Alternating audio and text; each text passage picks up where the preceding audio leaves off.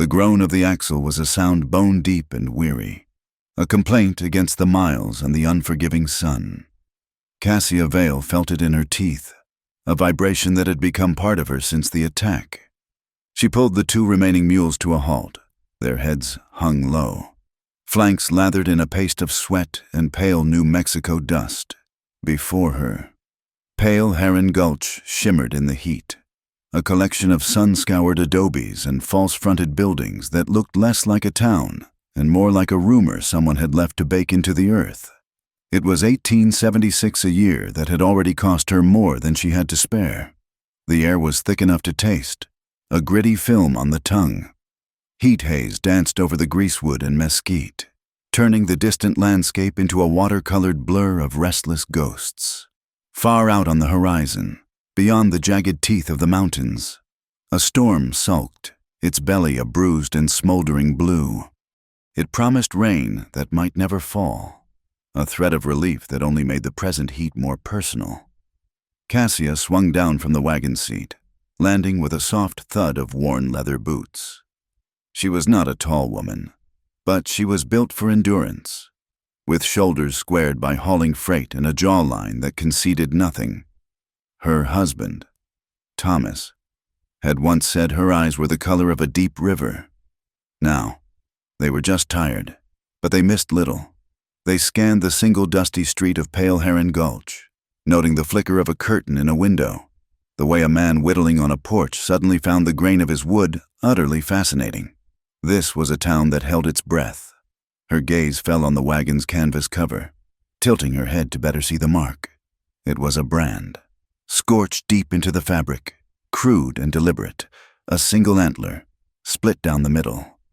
It was the signature of the men who had left her with a busted wagon, a lost cargo of milled flour and tools, and a partner. Young Eli, breathing shallowly in a doctor's care back in Santa Fe. They had taken everything but her life, and she had the distinct feeling that had been an oversight they intended to correct. She had heard the whispers at the last way station, the Antler Syndicate. A name spoken low, as if the words themselves might draw blood. They had started with cattle, running off small herds and rebranding them with that jagged antler, but their ambition had grown. Now, the story said, they ran more than just longhorns. They ran judges, they ran sheriffs, and most of all, they ran rumors, seeding fear until it took root and choked out everything else. Looking at the coiled quiet of Pale Heron Gulch, Cassia knew she was standing in one of their gardens. With a click of her tongue, she urged the mules forward. The one good wheel and the groaning, shattered one limping toward the largest building at the end of the street, a livery stable, its wide doors agape like a mouth sighing into the heat. The smell of hay and horse and old manure rolled out, a familiar and strangely comforting scent in a world that had become brutally unfamiliar. The dim interior was a relief from the glare. Dust motes danced in the shafts of light slanting down from the high, gapped roof. A tall man stood with his back to her, his focus entirely on a piece of tack draped over a sawhorse. He wore dusty dungarees and a plain cotton shirt, the sleeves rolled up to reveal forearms corded with the kind of muscle that came from labor, not brawling. A wide-brimmed hat, stained with sweat and sun, was pulled low, shadowing his face completely. All she could see was the line of his jaw, stubbled and stark.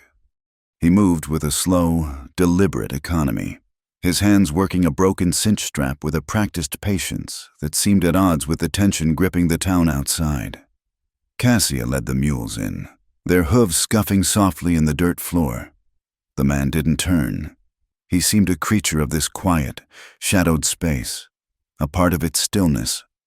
She began the work of unhitching the team, her movements efficient. She knew this work, the weight of the harnesses, the specific knots and buckles. It was a liturgy of survival, a series of small, concrete tasks that kept the larger, more terrifying uncertainties at bay. As she worked, a sound cracked the afternoon's heavy silence, a single, sharp clap from a church bell. It wasn't a summons to prayer or a toll for the dead. It was one stark note, a warning shot fired into the air. Then, nothing. The silence that followed was heavier than before. Through the open doors of the livery, Cassia saw the man on the porch stop his whittling. A woman gathering laundry from a line froze, her hand clamped on a clothespin. They all heard it. And then, as if by some unspoken pact, they all went back to what they were doing, their movements just a little too deliberate, their gazes fixed on the meaningless tasks before them. They were pretending the shot had never been fired. Cassia finished with the mules, giving each a pat on the neck before turning them into an empty corral. She needed a blacksmith, information, and a road that wouldn't lead her into another ambush. She walked back out into the oppressive sunlight, her eyes taking a moment to adjust. She approached the general store, its windows layered with a year's worth of dust. Inside, a balding man behind the counter polished a glass with a rag that had seen better days.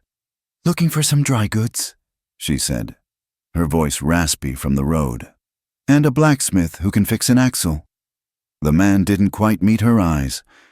His gaze skittered to a point just over her shoulder. "Blacksmith's out. Won't be back till tomorrow. Maybe the day after." He shrugged, a gesture of final, insurmountable helplessness. "Dry goods are low. What about the road north? Is it clear?" "Clear as a bell," he said, too quickly. "Best way to go. Fast." She left the store, the man's lie hanging in the air between them. At the saloon, two men leaning against the batwing doors watched her approach. She asked them the same question. "Road north is washed out," the first one said, spitting a brown stream of tobacco juice near her boot. "You want the west road? Follow the arroyo." "That's fool's advice." The second one grunted. "Quicksand in that arroyo. Take the south pass." They were a chorus of misdirection. A wall of lies built to turn her away, to send her anywhere but where she needed to go. Every face was a closed door. She was an infection, and the town wanted her gone before she spread her particular sickness. The sickness of trouble. Defeated for the moment, she returned to the livery. The tall man was still there, now running a brush over the coat of a handsome black mare. He still hadn't acknowledged her presence with so much as a glance. Cassia walked to the water pump near the stable doors, her throat a knot of dust. The handle squeaked in protest as she worked it, but only a trickle of brown water sputtered out before it gave up entirely. A soft clank made her turn. The tall rancher was standing a few feet away, holding out a tin bucket. Water sloshed over its rim, clear and cool. He hadn't spoken a word. His hat was still pulled low, his eyes lost in its shadow, as if he were looking out from shuttered windows. He was simply offering a bucket of water. It was the first honest gesture she'd received since rolling into the gulch. She took it from him, their fingers brushing for a fraction of a second. His hand was calloused and warm. "Much obliged," she murmured, and lifted the bucket to her lips. The water was cold and clean, tasting of the deep earth. She drank deeply, greedily, not stopping until the bucket was half empty and the tin rang with a hollow echo. She lowered it, wiping her mouth with the back of her hand, and looked at him. "Rowan Hart," he said. The voice was low and even, like the sound of a saw cutting through seasoned wood. It held no particular warmth, but no malice either. It was simply a statement of fact. "Cassia Vale." "I heard," he said, and that was all. He knew her name. He knew she was trouble. Yet he had given her water. She heard from the townsfolk that he was from a place called Lonely Acre, a spread miles out, tucked away in the arroyos. They said he was a man who'd lost his family, lost his fortune, lost everything but his word. Looking at the quiet solitude of him, she believed it. The lazy rhythm of the afternoon was broken by the sound of approaching boots, careless and heavy on the dusty ground. 3 men swaggered into the livery's shade, blinking as their eyes adjusted. They wore the same confident, predatory air. One of them, a man with a drooping mustache and cruel, small eyes, stopped by her wagon. He nudged the scorched canvas with the toe of his boot. "Well, look at this," he said, his voice carrying a sneer. He glanced at his 2 companions, who chuckled as if at a private joke. "Looks like someone had a bit of a disagreement with a freight dove." Cassia's whole body went rigid. The heat, the lies, The memory of Eli's pale face, it all coalesced into a single, cold point in her gut. Her hand, of its own accord, moved down and settled on the worn wooden grip of the Colt Peacemaker holstered at her hip. The leather felt slick and familiar beneath her palm. The man with the mustache saw the movement. His grin widened, a flash of yellowed teeth. Feisty one, ain't she? The air grew thick and heavy, charged with the metallic taste of imminent violence. The livery, which had seemed a refuge, now felt like a trap. The shadows in the corners deepened. Then Rowan Hart's voice cut through the tension. It wasn't loud, but it had the weight of granite. Not in town. The words were flat, devoid of emotion. It was not a request. It was a boundary line being drawn in the dirt. The three men turned to look at him. He hadn't moved. He was still standing by his mare, one hand resting on her neck. But his presence suddenly filled the space, silent and unyielding. The man with the mustache sized him up, his eyes narrowing. He looked from Rowan's still form to Cassia's hand on her gun, a flicker of calculation in his gaze. He seemed to weigh the potential for sport against the certainty of complication. With a final, contemptuous smirk, he made his decision. "Just making conversation," he drawled, and with a nod to his men, they turned and strolled back out into the blinding sun, their laughter trailing behind them. The immediate danger had passed, but the air still hummed. Cassia's heart was hammering against her ribs. She forced her fingers to relax, to uncurl from the grip of her pistol. She slid the weapon back into its holster, the sound unnaturally loud in the quiet. She finally looked at Rowan Hart. Truly, looked. He had turned his head slightly, and for the first time, a sliver of light caught him beneath his hat brim. His eyes were not shuttered after all. They were a startlingly clear gray, the color of a winter sky, and they were fixed on her with an unnerving stillness. There was no judgment in them, no pity. There was only a profound, bottomless loneliness. He gave a slight, almost imperceptible nod, then turned back to his horse as if the last 2 minutes had never happened. The moment was over. He had drawn a line, and, for now, it had been respected. Cassia let out a breath she hadn't realized she was holding. Her hand was trembling slightly. She looked from Rowan's broad, quiet back to the empty street where the antler men had disappeared. They would be back. This wasn't over, but for now, a fight had been avoided. A life may be hers. Maybe one of theirs had been spared. And it had been spared by a man who looked like he had nothing left to lose and nothing to gain. She thought to herself. With a sudden, startling clarity, the loneliest man alive just saved me from a gunfight. The livery's silence lingered, thick and heavy as the dust Rowan Hart's intervention had failed to settle. It had only rearranged it. Cassia felt the weight of it, the residue of a violence averted but not erased. She gave a curt nod toward Rowan, a gesture of acknowledgement, not gratitude. Gratitude was a currency she couldn't afford to spend, not when she didn't know the price. She left the cool dimness of the stable and walked toward the smithy at the far end of the street. The rhythmic clang of a hammer on steel had started up again, a defiant heartbeat in the town's fearful quiet. The blacksmith's forge was a cavern of leaping shadows and blistering heat, the air tasting of coal smoke and hot iron.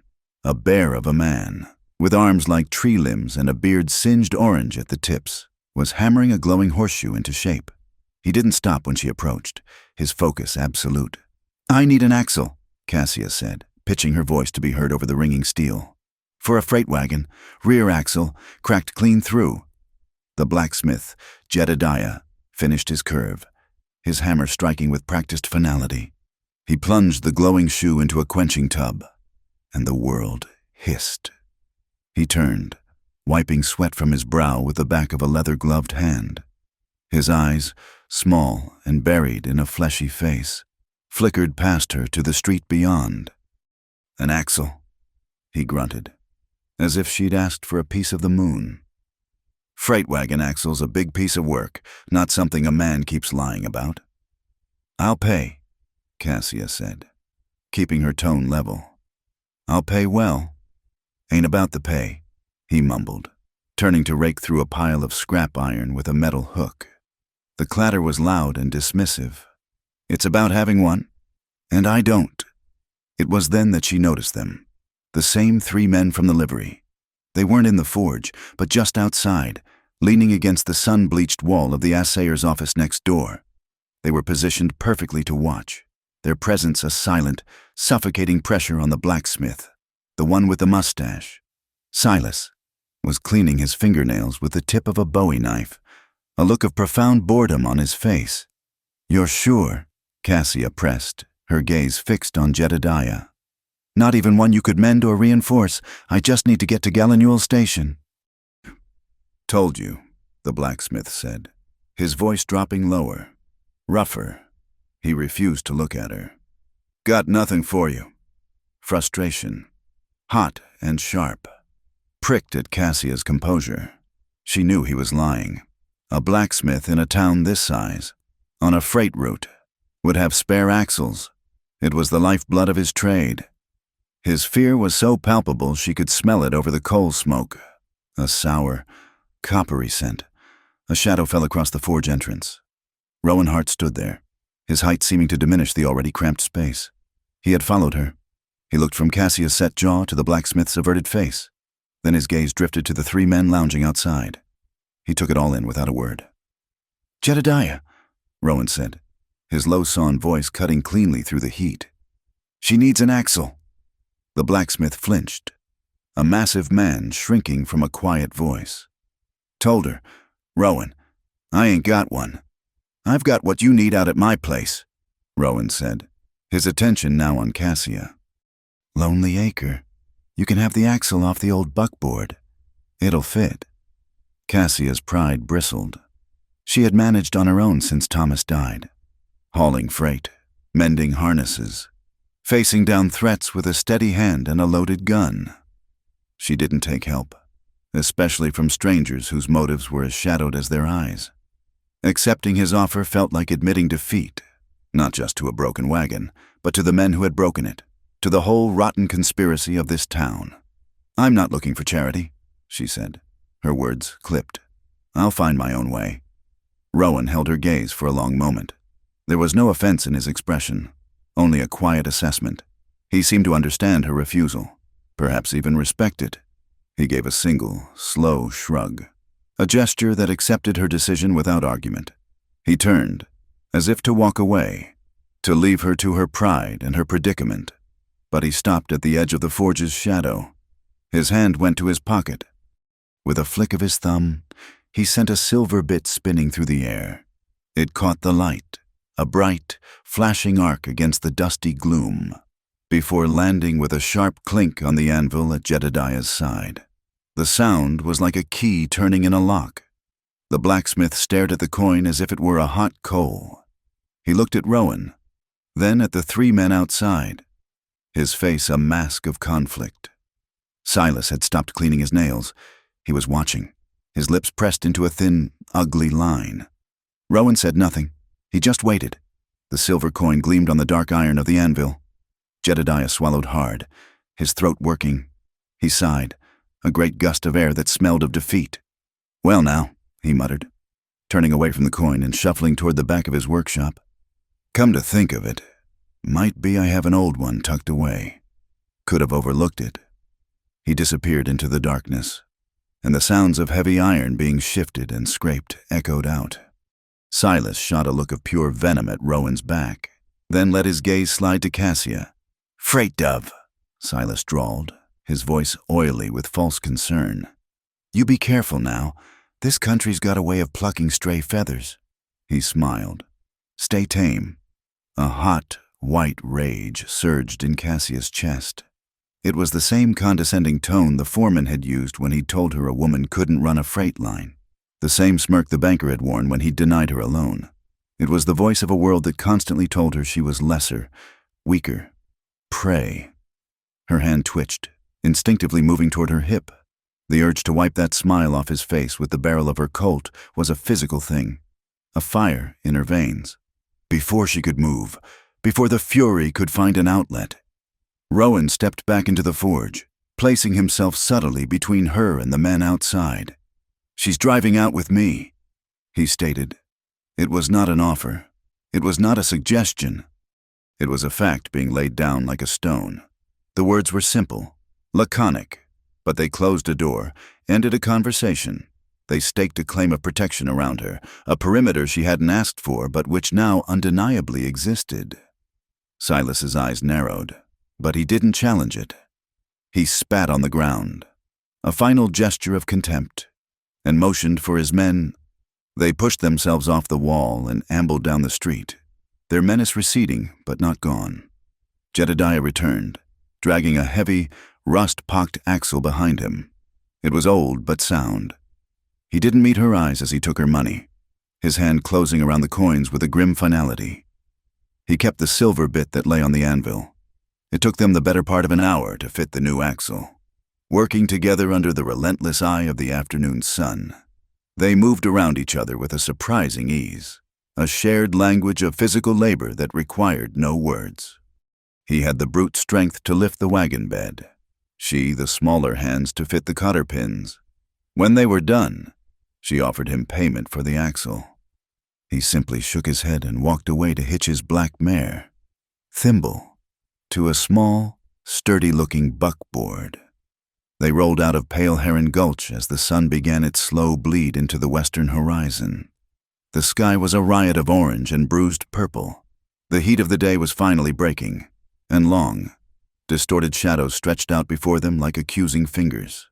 Cassia drove her mules, the wagon now rolling smoothly, while Rowan rode alongside on his buckboard.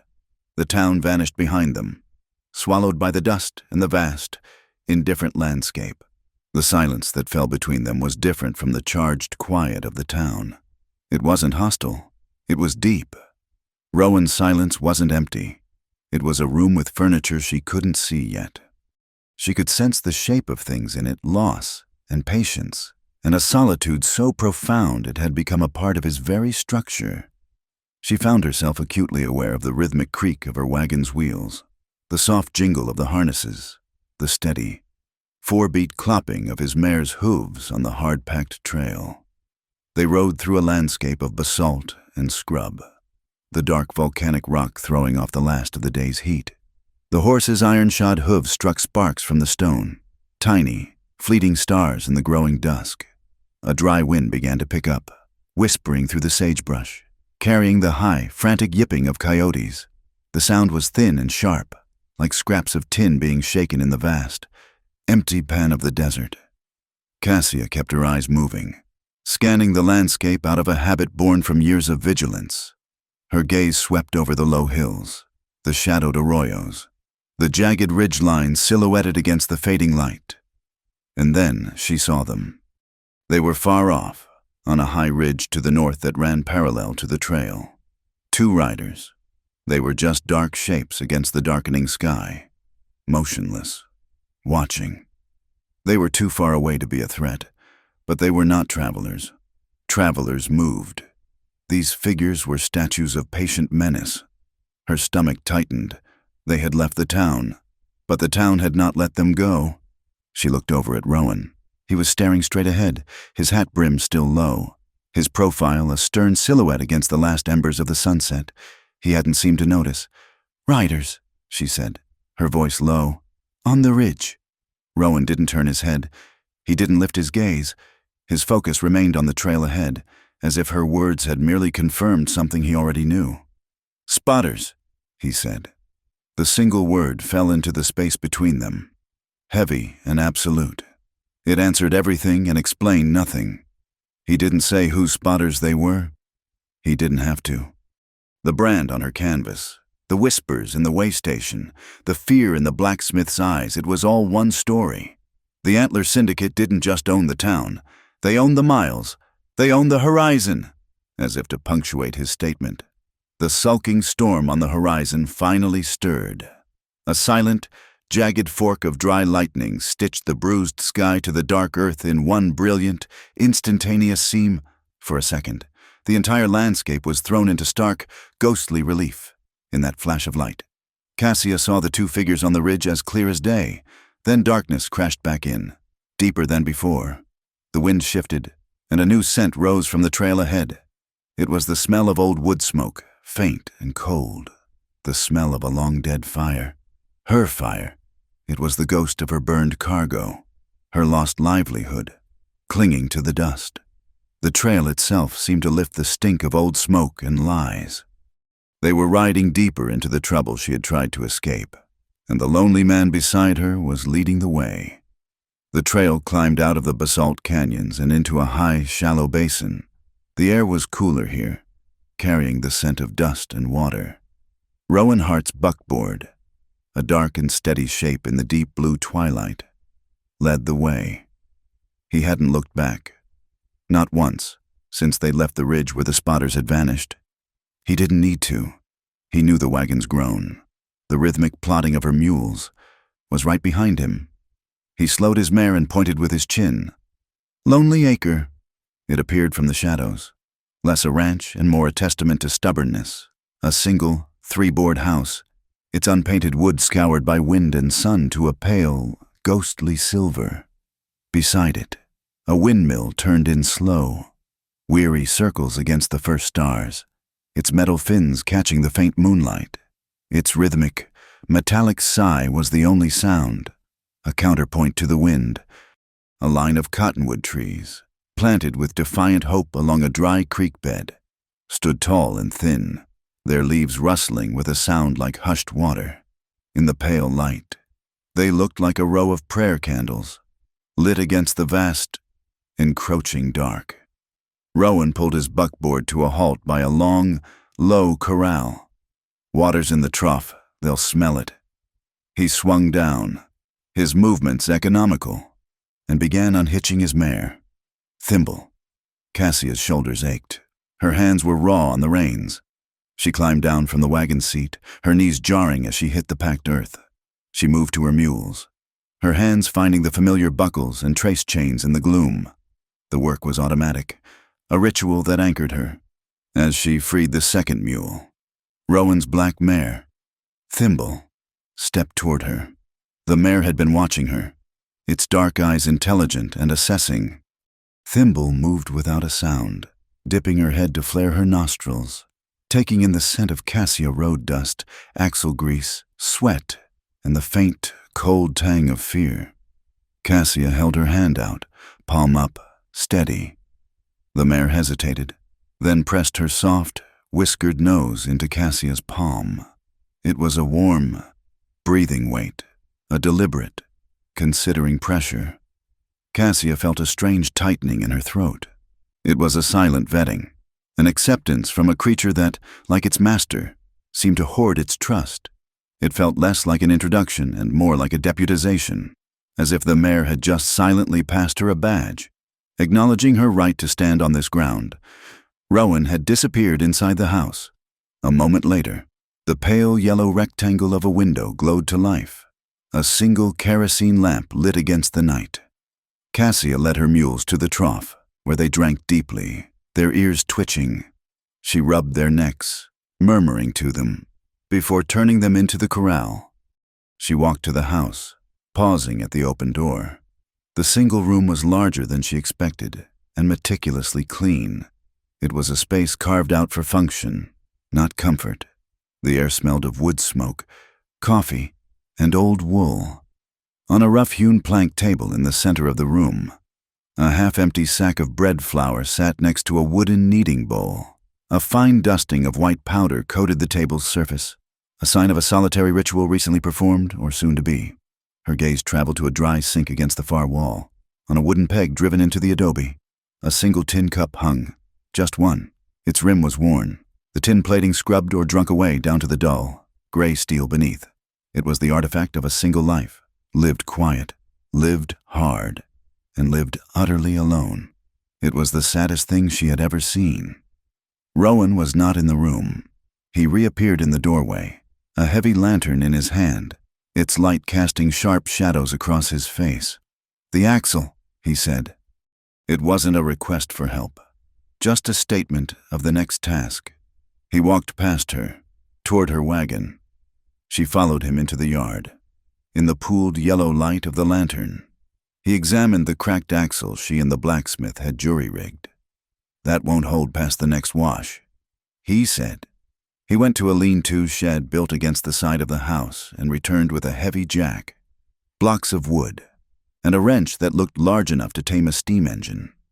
He knelt in the dust and began the heavy work. Cassia watched for a moment, seeing the efficient power in his shoulders as he worked the jack. He knew what he was doing. She was superfluous to this task.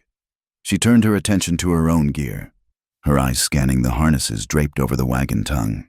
She found it a long gash in one of the leather trace straps, perilously close to the buckle. It must have been from the ambush, a stray shot or a ricochet she hadn't noticed. She retrieved her own toolkit from the freight box, a heavy steel awl, a spool of waxed linen thread, and a set of sailmaker's needles. She sat on the wagon tongue, just outside the circle of his lantern light, and began to mend the harness. They worked in the deep, profound silence of the high desert, punctuated only by the sounds of their labor.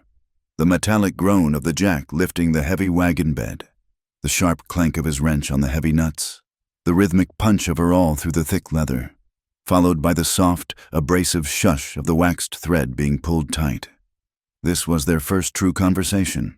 It was a grammar of competence, a language spoken in methodical, practical action.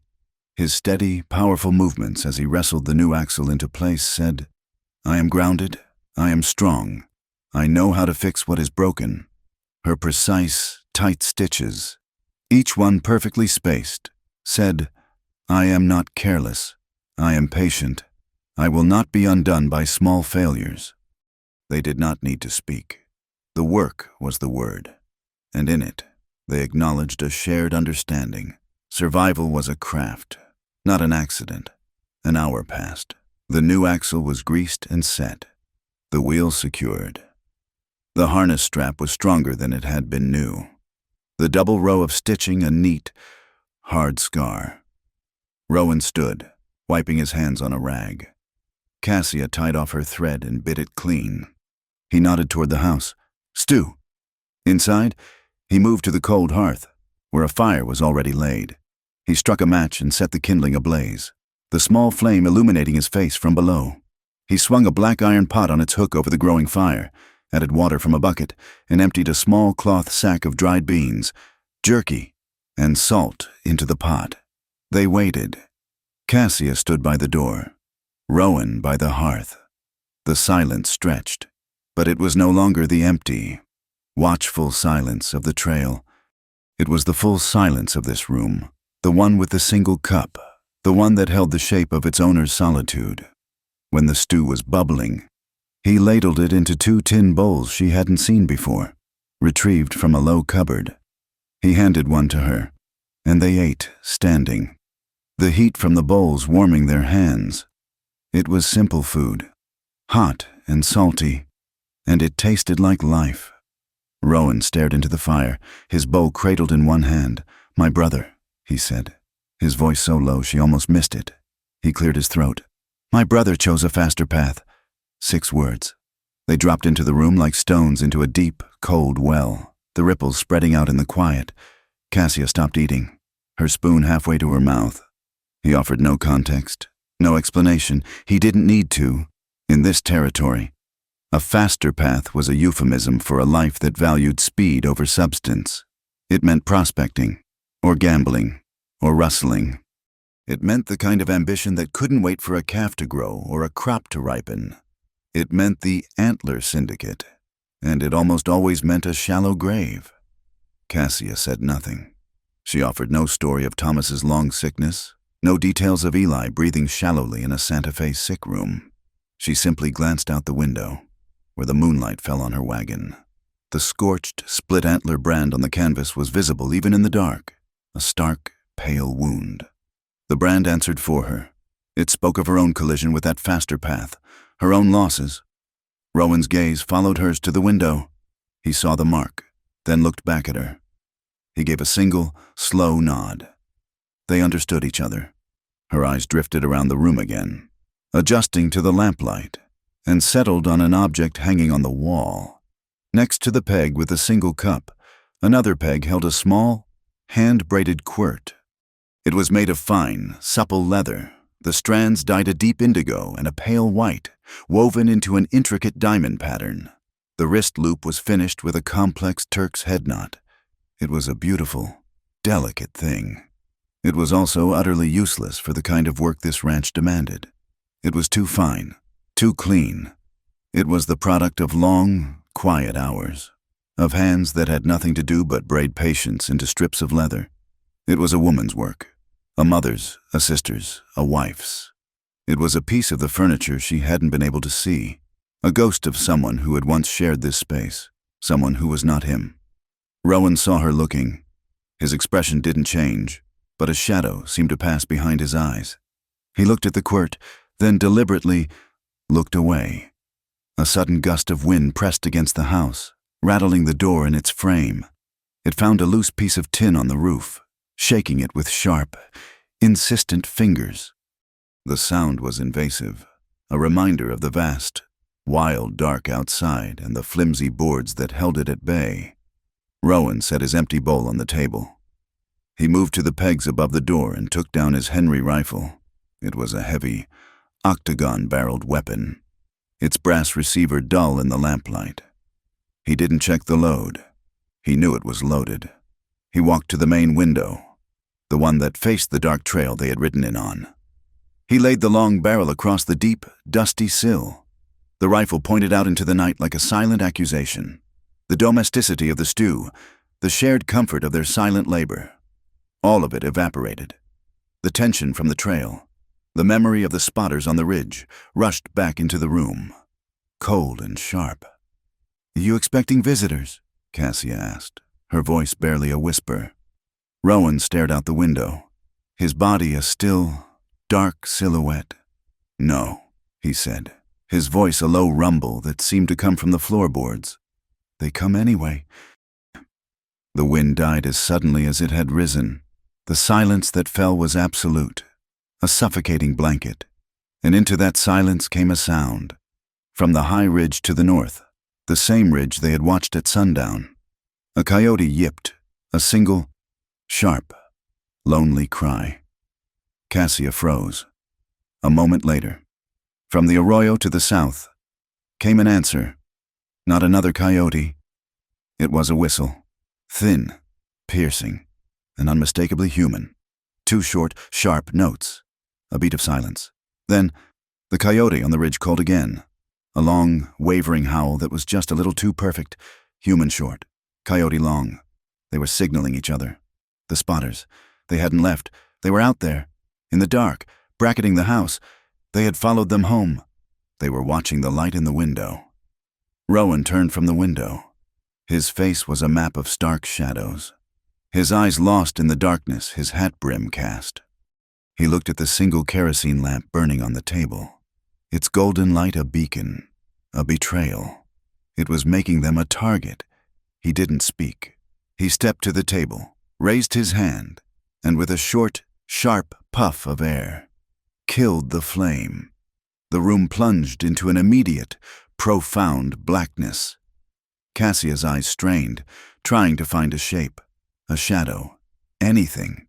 There was only the faint, silvery rectangle of the window. The house was no longer a home. It was a blind. The darkness was absolute, erasing the table, the empty bowls, the single cup, the braided quirt. It erased the past and the future, leaving only the immediate, terrifying present, the sound of the wind picking up again, the scrape of Rowan's boot as he shifted his weight by the window, the cold, metallic smell of the rifle. The darkness became a room where truth breathed, and it was a cold, hard truth that waited patiently outside. The blackness in the room was absolute, a heavy, wool blanket dark that swallowed sound and sight. Hours had passed since the signal whistles. The moon had set, taking the last of its cold, silvery light, leaving the high desert basin in the profound, star-pricked void that comes just before dawn. It was the coldest hour, when the earth gave up the last of its heat and the living felt the drag of mortality. Rowan Hart had not moved from the window. He was a creature of the dark, a silhouette cut from granite, the long barrel of his Henry rifle resting on the sill. an extension of his will. Cassia was by the door, her back to the rough-hewn planks. Her own colt was in her hand, its weight a familiar, cold comfort. They hadn't spoken. There was nothing to say. The darkness was a shared, taut wire, humming with a frequency only they could feel. Every scrape of a branch, every shift of the cooling earth, was an enemy footfall. Then, the sound came. It was not a boot on gravel. It was not a whisper. It was a zzzt. A sharp, chemical, intimate sound, impossibly close. The sound of a phosphorus match being struck on a rough surface. It was the sound of a decision made, of a truce broken, of fire being summoned. Rowan's head moved a fraction of an inch. Through the window. Cassia saw it too. A tiny, cupped hand of flame, trembling in the pre-dawn air. It was by the lean-to, moving toward the low-slung shed where Rowan kept his winter hay. The hay shed. It wasn't a warning. It was an execution. Fire was the true weapon in this dry country. To burn a man's hay was to burn his stock, his future, his foothold on the land. It was a sentence of death by starvation or thirst, a way to erase Lonely Acre without a single shot. Rowan pushed away from the window. He didn't run. He flowed. In the pitch black of the room, he moved to the door. Cassia felt, rather than saw, his presence beside her. He leaned in, his voice so low it was just a vibration in the air, a movement of breath against her ear. Loft. It was a single word. He was going to the small barn opposite the house, the one with the hayloft that gave a clear line of sight to the yard and the hay shed. He was taking the high ground. He put his hand on the door latch. He looked at her. A question in the dark. She answered by pointing, first to herself, then in a low, circling motion toward the feed crib, a series of 3 heavy troughs that formed a low L shape near the corral. He was going high. She would go low, a pincer, a crossfire. He nodded once. He opened the door. There was no squeak of hinges. His hardware was as well maintained as his weapons. He and Cassia slipped out into the cold, sharp air, shadows detaching themselves from the deeper shadow of the house. He moved left, toward the barn, his boots making no sound on the packed earth. She moved right, crouching low, using the water trough as cover, her gaze locked on that tiny, flickering flame. The man with the match was clumsy. He was cursing, his voice a low, frustrated growl. The match went out. He struck another. Sst. This time, he used it to light the wick of a kerosene lantern. A pool of yellow. Sickly light bloomed in the yard, illuminating the man, a thick-set figure she didn't recognize. He was fumbling, trying to unlatch the shed door with one hand while holding the lantern with the other. A second man stepped out of the darkness. He was taller, wearing a long duster, his hat pulled low. He wasn't helping. He was watching. He let his duster fall open, revealing the twin pistol grips at his belt. "Just light it, you fool," the second man hissed. "Light the whole damn thing." The first man, flustered, gave up on the door. He raised the lantern, preparing to hurl it through the shed's high, open window. Cassia moved. She didn't run. She surged, a low, fast blur of motion, rising from behind the feed crib. The man with the lantern saw her at the last second, his eyes widening in the yellow light, his mouth opening to shout a warning.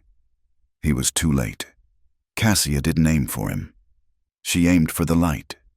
She swung her arm in a hard, upward arc, her fist connecting not with the man, but with the lantern's wire handle. Her blow was sharp, precise. The lantern flew from his grasp, sailing up and back. It hit the hard-packed earth with a shatter of glass. Kerosene splashed, and the wick ignited the fuel in a single, brilliant whoosh. A sheet of blue-white flame roared up, illuminating the entire yard in a brief, unholy daylight. In that flash, everything was frozen. The thug, his face a mask of shock, the splintered glass, hanging in the air like a constellation of star sparks, and the second man, the leader, who had turned to face her, his hand already on his pistol. A wide, mean grin split his face. It was a grin of pure, hateful amusement. This was Dax Remley. She knew the name from the whispers in Santa Fe, the syndicate's enforcer, the man who had likely branded her wagon. That single flashing instant of light was all Rowan Hart needed. He was in the hayloft, just as he'd said. The Henry was already at his shoulder, the brass receiver glinting in the fire flash. The world was plunged back into darkness, but the image of Remley, grinning and exposed, was burned into Rowan's mind. The night exploded. A high-velocity crack split the air, the sharp report of Rowan's rifle. It was immediately followed by a thwack and a curse. "Son of a—" Remley's grin vanished, replaced by a snarl of surprise. Rowan's shot, aimed by the ghost of the firelight, had been perfect. It hadn't struck flesh. It had scythed the hat clean off Remley's head. The bullet passing so close it had clipped the brim, sending the hat spinning into the darkness. It was a message. "I see you. I can touch you." A churn of hooves answered. The other men, she now realized, there were 4 of them. 2 mounted at the edge of the property were reacting. They spurred their horses. A confusion of shadows and shouts. The first thug, the one she disarmed, had recovered. He scrambled back, pulling his own rifle from a scabbard on his saddle. He levered around, bringing the weapon up, aiming not at the loft but at her. Cassia fired from the hip. The boom of her Colt was a deafening, concussive sound. A bass note to Rowan's tenor. She didn't aim to kill. She aimed to stop. Her shot snapped the rifle's lever clean off its hinge. The metal piece spun away with a high-pitched zing. The man screamed, not in pain, but in sheer frustration. His weapon now useless. A club, gun smoke, acrid and biting, slicked the yard. It mixed with the lingering smell of sulfur and spilled kerosene. Then, a new sound cut through the chaos. A high, terrified, equine scream. Thimble. Rowan's mare was in the corral, the one that butted up against the now smoldering hay shed. A stray spark, or just the deafening roar of the gunshots, had sent her into a blind panic. She was crashing against the wooden rails, screaming, a sound of pure animal terror that lanced Cassia's heart. Rowan fired again from the loft, another sharp crack that sent a bullet whining over the head of a mounted rider, forcing him to duck and pull his horse back. Rowan was pinned, laying down, suppressing fire. He couldn't get to his horse. Dax Remley was shouting, "Light the damn fire! Burn him out! Shoot the dove!" Cassia made a choice. She left the cover of the feed crib and ran, not away from the fight, but into the middle of it, toward the bucking, screaming mare. The corral gate was fastened with a complex rope latch. Her fingers, numb with cold and adrenaline, fumbled with the knot. A bullet struck the fence post beside her head, sending a spray of sharp, stinging wood splinters into her cheek. She ignored it. Thimble reared, her eyes white in the gloom. "Easy, girl, easy," Cassia grunted, pulling her belt knife. She couldn't untie the knot. She sawed at the thick rope. "I see her," a voice shouted from the dark. A shot rang out. It wasn't a splintering of wood. It was a line of pure, searing fire drawn across her left shoulder. A grazing crease. It felt as if a blacksmith's red-hot poker had been laid against her skin. The force of it knocked her sideways, her shoulder slamming into the gate. A gasp of pain was stolen from her lungs. The world tilted, a haze of smoke and pain. But the rope was cut.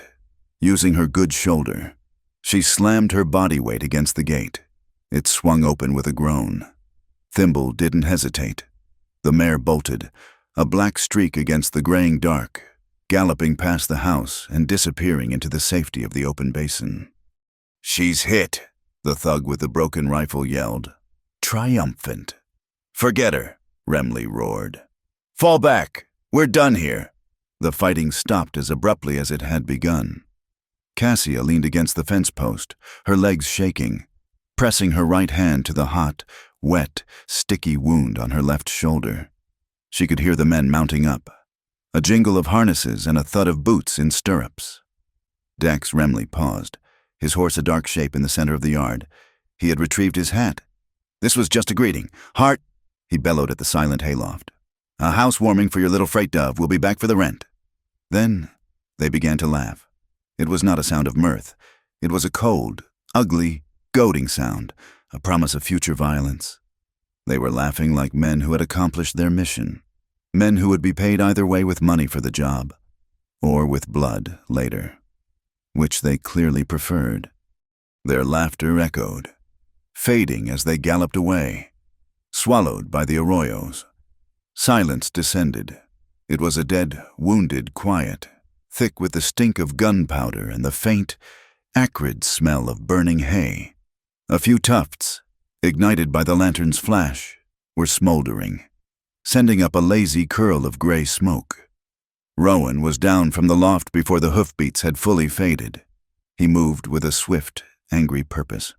Not to her, but to the water trough. He grabbed a heavy canvas tarp folded nearby, plunged it into the icy water, and then stalked to the hayshed. He beat the smoldering patches with a grim, efficient fury. The wet thwack, thwack, thwack of the canvas, the only sound. He didn't stop until the last spark was dead, the last wisp of smoke extinguished. He threw the tarp to the ground, his jaw set to granite, his chest heaving. The sky was now a pale, sick gray, the first true light of dawn. It illuminated a yard scarred by gunfire, littered with shattered glass, and stained with the dark, ugly patch of spilled kerosene. Rowan finally turned and walked to her. He stopped a few feet away, his face unreadable in the thin light. His gaze took in the open corral gate, her knife still in her hand, and the dark stain spreading through the fabric of her shirt. Her own hand clamped over it. He looked at her wound, then at her face, in the singed, cold quiet. He spoke. His voice was flat, all the low warmth gone, replaced by something as hard and cold as the basalt rock around them. They wanted to see if we'll run. It was a simple statement, a perfect, brutal assessment of the night's events. It wasn't a raid to kill or a mission to burn. It was a probe, a test of their mettle, a way to measure their fear. Cassia straightened, pushing herself off the fence. A jolt of fire shot from her shoulder down her arm, but she locked her knees, refusing to show it. She met his cold, gray eyes. Her own voice was a rasp, colder than his, filed to a point. "I don't run," she said. "I deliver." Rowan Hart studied her. The light was growing, and he could see her clearly now, the wood splinters in her cheek, the defiant set of her blunt jaw, the pain she refused to acknowledge, the absolute lack of fear in her eyes. It was the look of a woman who had weighed her life against her purpose and found her life wanting. He said nothing for a long time. He was a man who lived by a private, harsh arithmetic, a ledger of survival. He had been alone, subtracting his losses, one by one. Now, watching her, he made a new entry. A ledger line was added to his private math. He had found an equal. The gray dawn seeped into the kitchen, a cold, thin light that offered no warmth, only clarity. It illuminated the aftermath, 2 empty stew bowls on the table, a rifle still lying on the windowsill, and the dark, wet stain on Cassia's shoulder. The adrenaline had receded, leaving behind a deep, thrumming ache and a cold that had nothing to do with the morning air. Rowan moved with a quiet purpose that bordered on grim. He retrieved the lantern from the yard, its glass shattered, its metal frame bent. He placed it on the table like a piece of evidence. Then he turned his attention to her. He didn't ask if she was hurt. The proof was written on her in blood. "Sit," he said. It was the same tone he'd used in the forge, a statement of fact, not a command. She sank onto one of the 2 straight-backed chairs at the table, a wave of dizziness washing over her as the tension finally left her muscles. Her shoulder was a knot of fire. He stoked the embers in the hearth, adding a few small pieces of juniper. A welcome. Fragrant warmth began to push back against the room's chill. He put a kettle of water on a hook over the flames, then placed a dented tin coffee pot on the hearthstones nearby. He came to the table with a clean cloth, a bottle of whiskey, and a small, folding knife. He looked at her, a silent question in his clear gray eyes. She gave a curt nod. Consent. His hands were careful as he worked. He used the knife to slit the sleeve and shoulder of her shirt, the fabric parting with a soft, tearing sound. He was methodical, his fingers brushing her skin with a detached competence. The wound was ugly, a long, raw furrow where the bullet had skipped across the muscle, leaving a trail of scorched fabric and blood. It wasn't deep, but it was raw and bleeding sluggishly. "It'll burn," he said, his voice low. He uncorked the whiskey. "It's already burning," she replied, her own voice a tight rasp. She braced herself, her good hand gripping the edge of the table. He poured the whiskey onto the cloth, and the sharp, alcoholic scent filled the air. His touch was firm, steady, as he pressed the cloth to the wound. A white-hot, blinding fire erupted in her shoulder. Her vision swam, the room dissolving into a gray haze. She gasped, her knuckles turning white on the tabletop. But she did not cry out. She rode the wave of pain. Her jaw locked, her eyes squeezed shut, until it receded, leaving a clean, sharp, throbbing heat behind. She opened her eyes. He was still there, his face close to hers, his expression unreadable. He was watching her, not the wound. He had been watching to see how she would take it. He worked in silence, cleaning the last of the blood away. His hands, which had wrestled with a heavy wagon axle just hours before, were now impossibly gentle. They were careful hands, competent hands. They were not claiming hands. They didn't linger, they didn't presume. They simply served. He took a roll of clean linen from a wooden chest and began to bandage the wound, his movements practiced and efficient.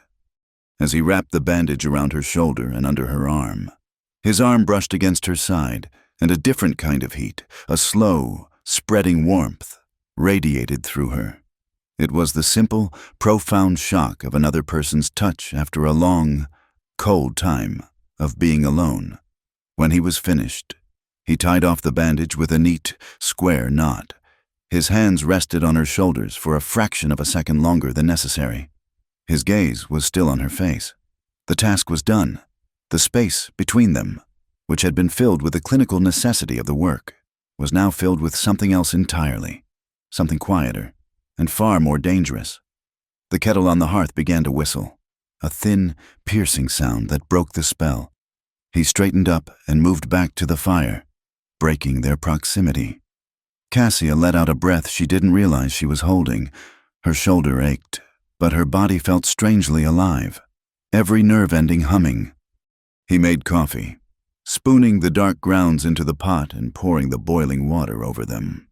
The rich, bitter aroma began to fill the small kitchen, a smell of civilization, of mornings that weren't born from gunfire.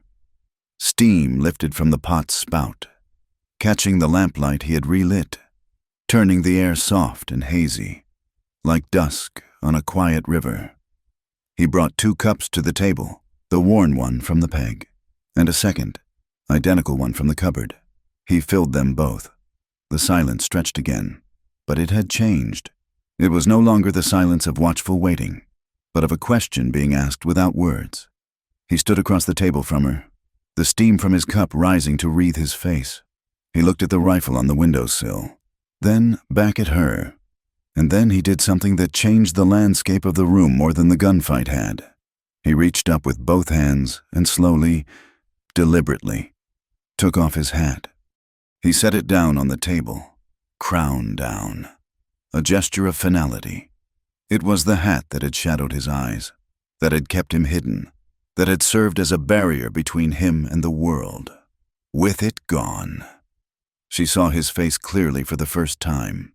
She saw the lines of exhaustion around his eyes, the hard set of his mouth, the way his dark hair was flattened with sweat.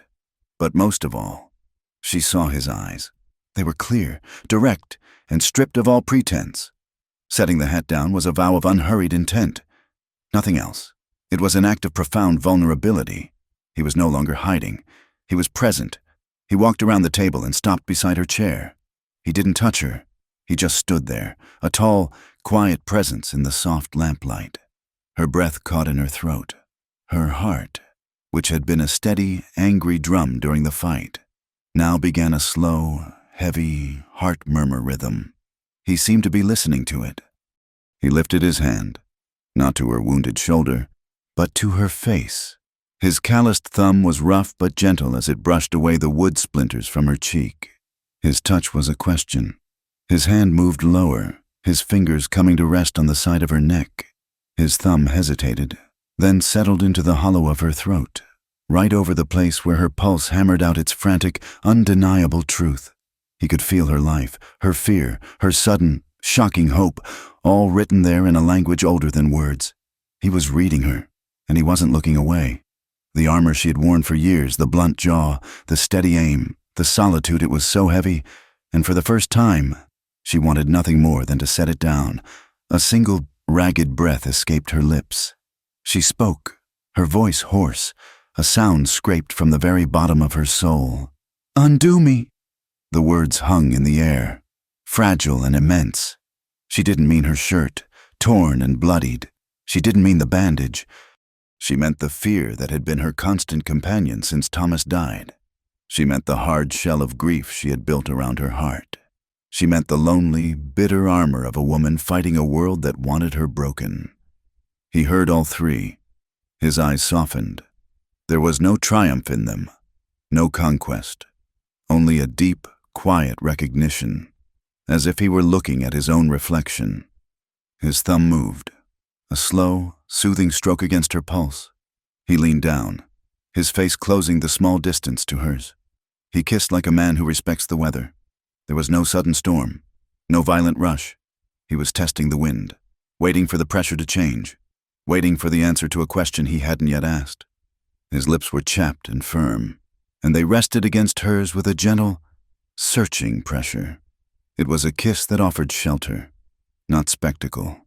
It asked for nothing. It simply was. And in the quiet of the room, with the smell of coffee and juniper in the air and the throbbing ache in her shoulder, the yes rose in her. It wasn't a thought. It was a slow, deep, internal tide. It was the feeling of a rope, held taut for years, finally going slack. She leaned into him, a small, almost imperceptible movement, and the kiss changed. It deepened, but it did not demand.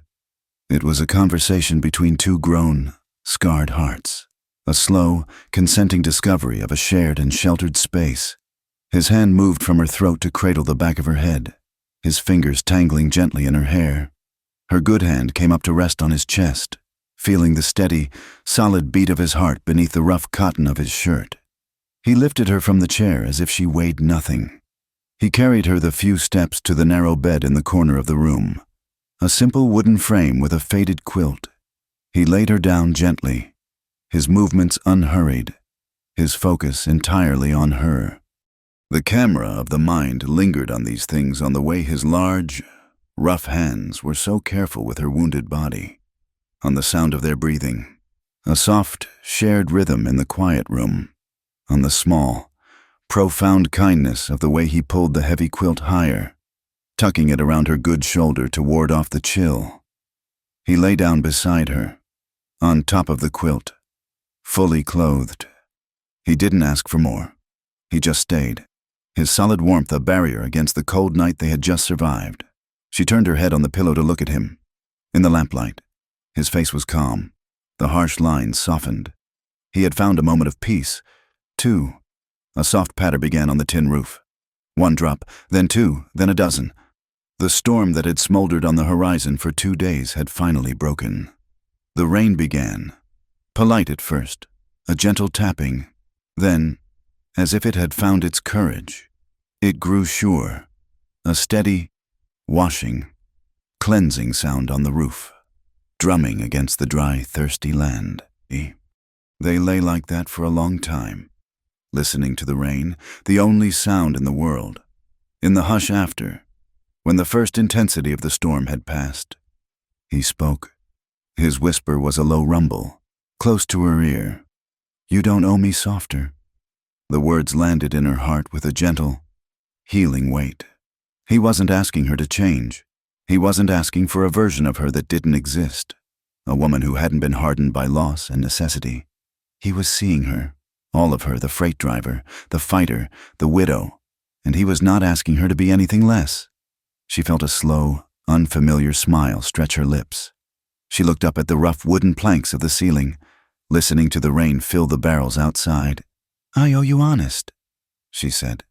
Somewhere outside, the water barrels filled, the sound a deep, hollow gurgle of a long thirst being quenched.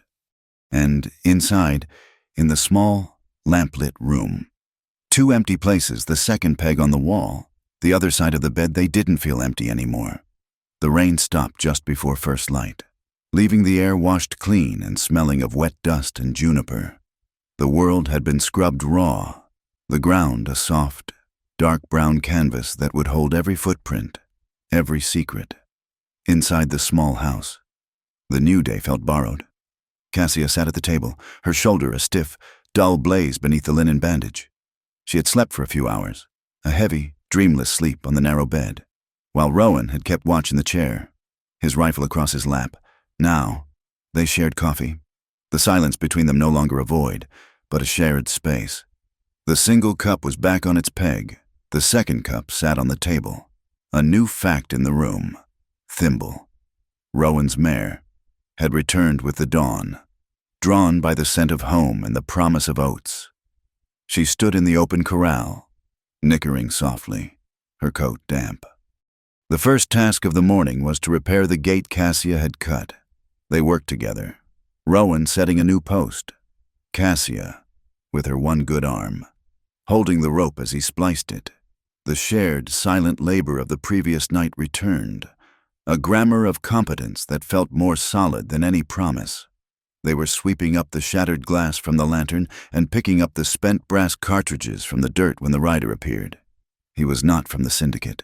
He rode a tall, clean gelding, and he himself was clean, too clean. He rode at a neat trot, carefully picking his way around the muddy patches, as if he found the very ground offensive.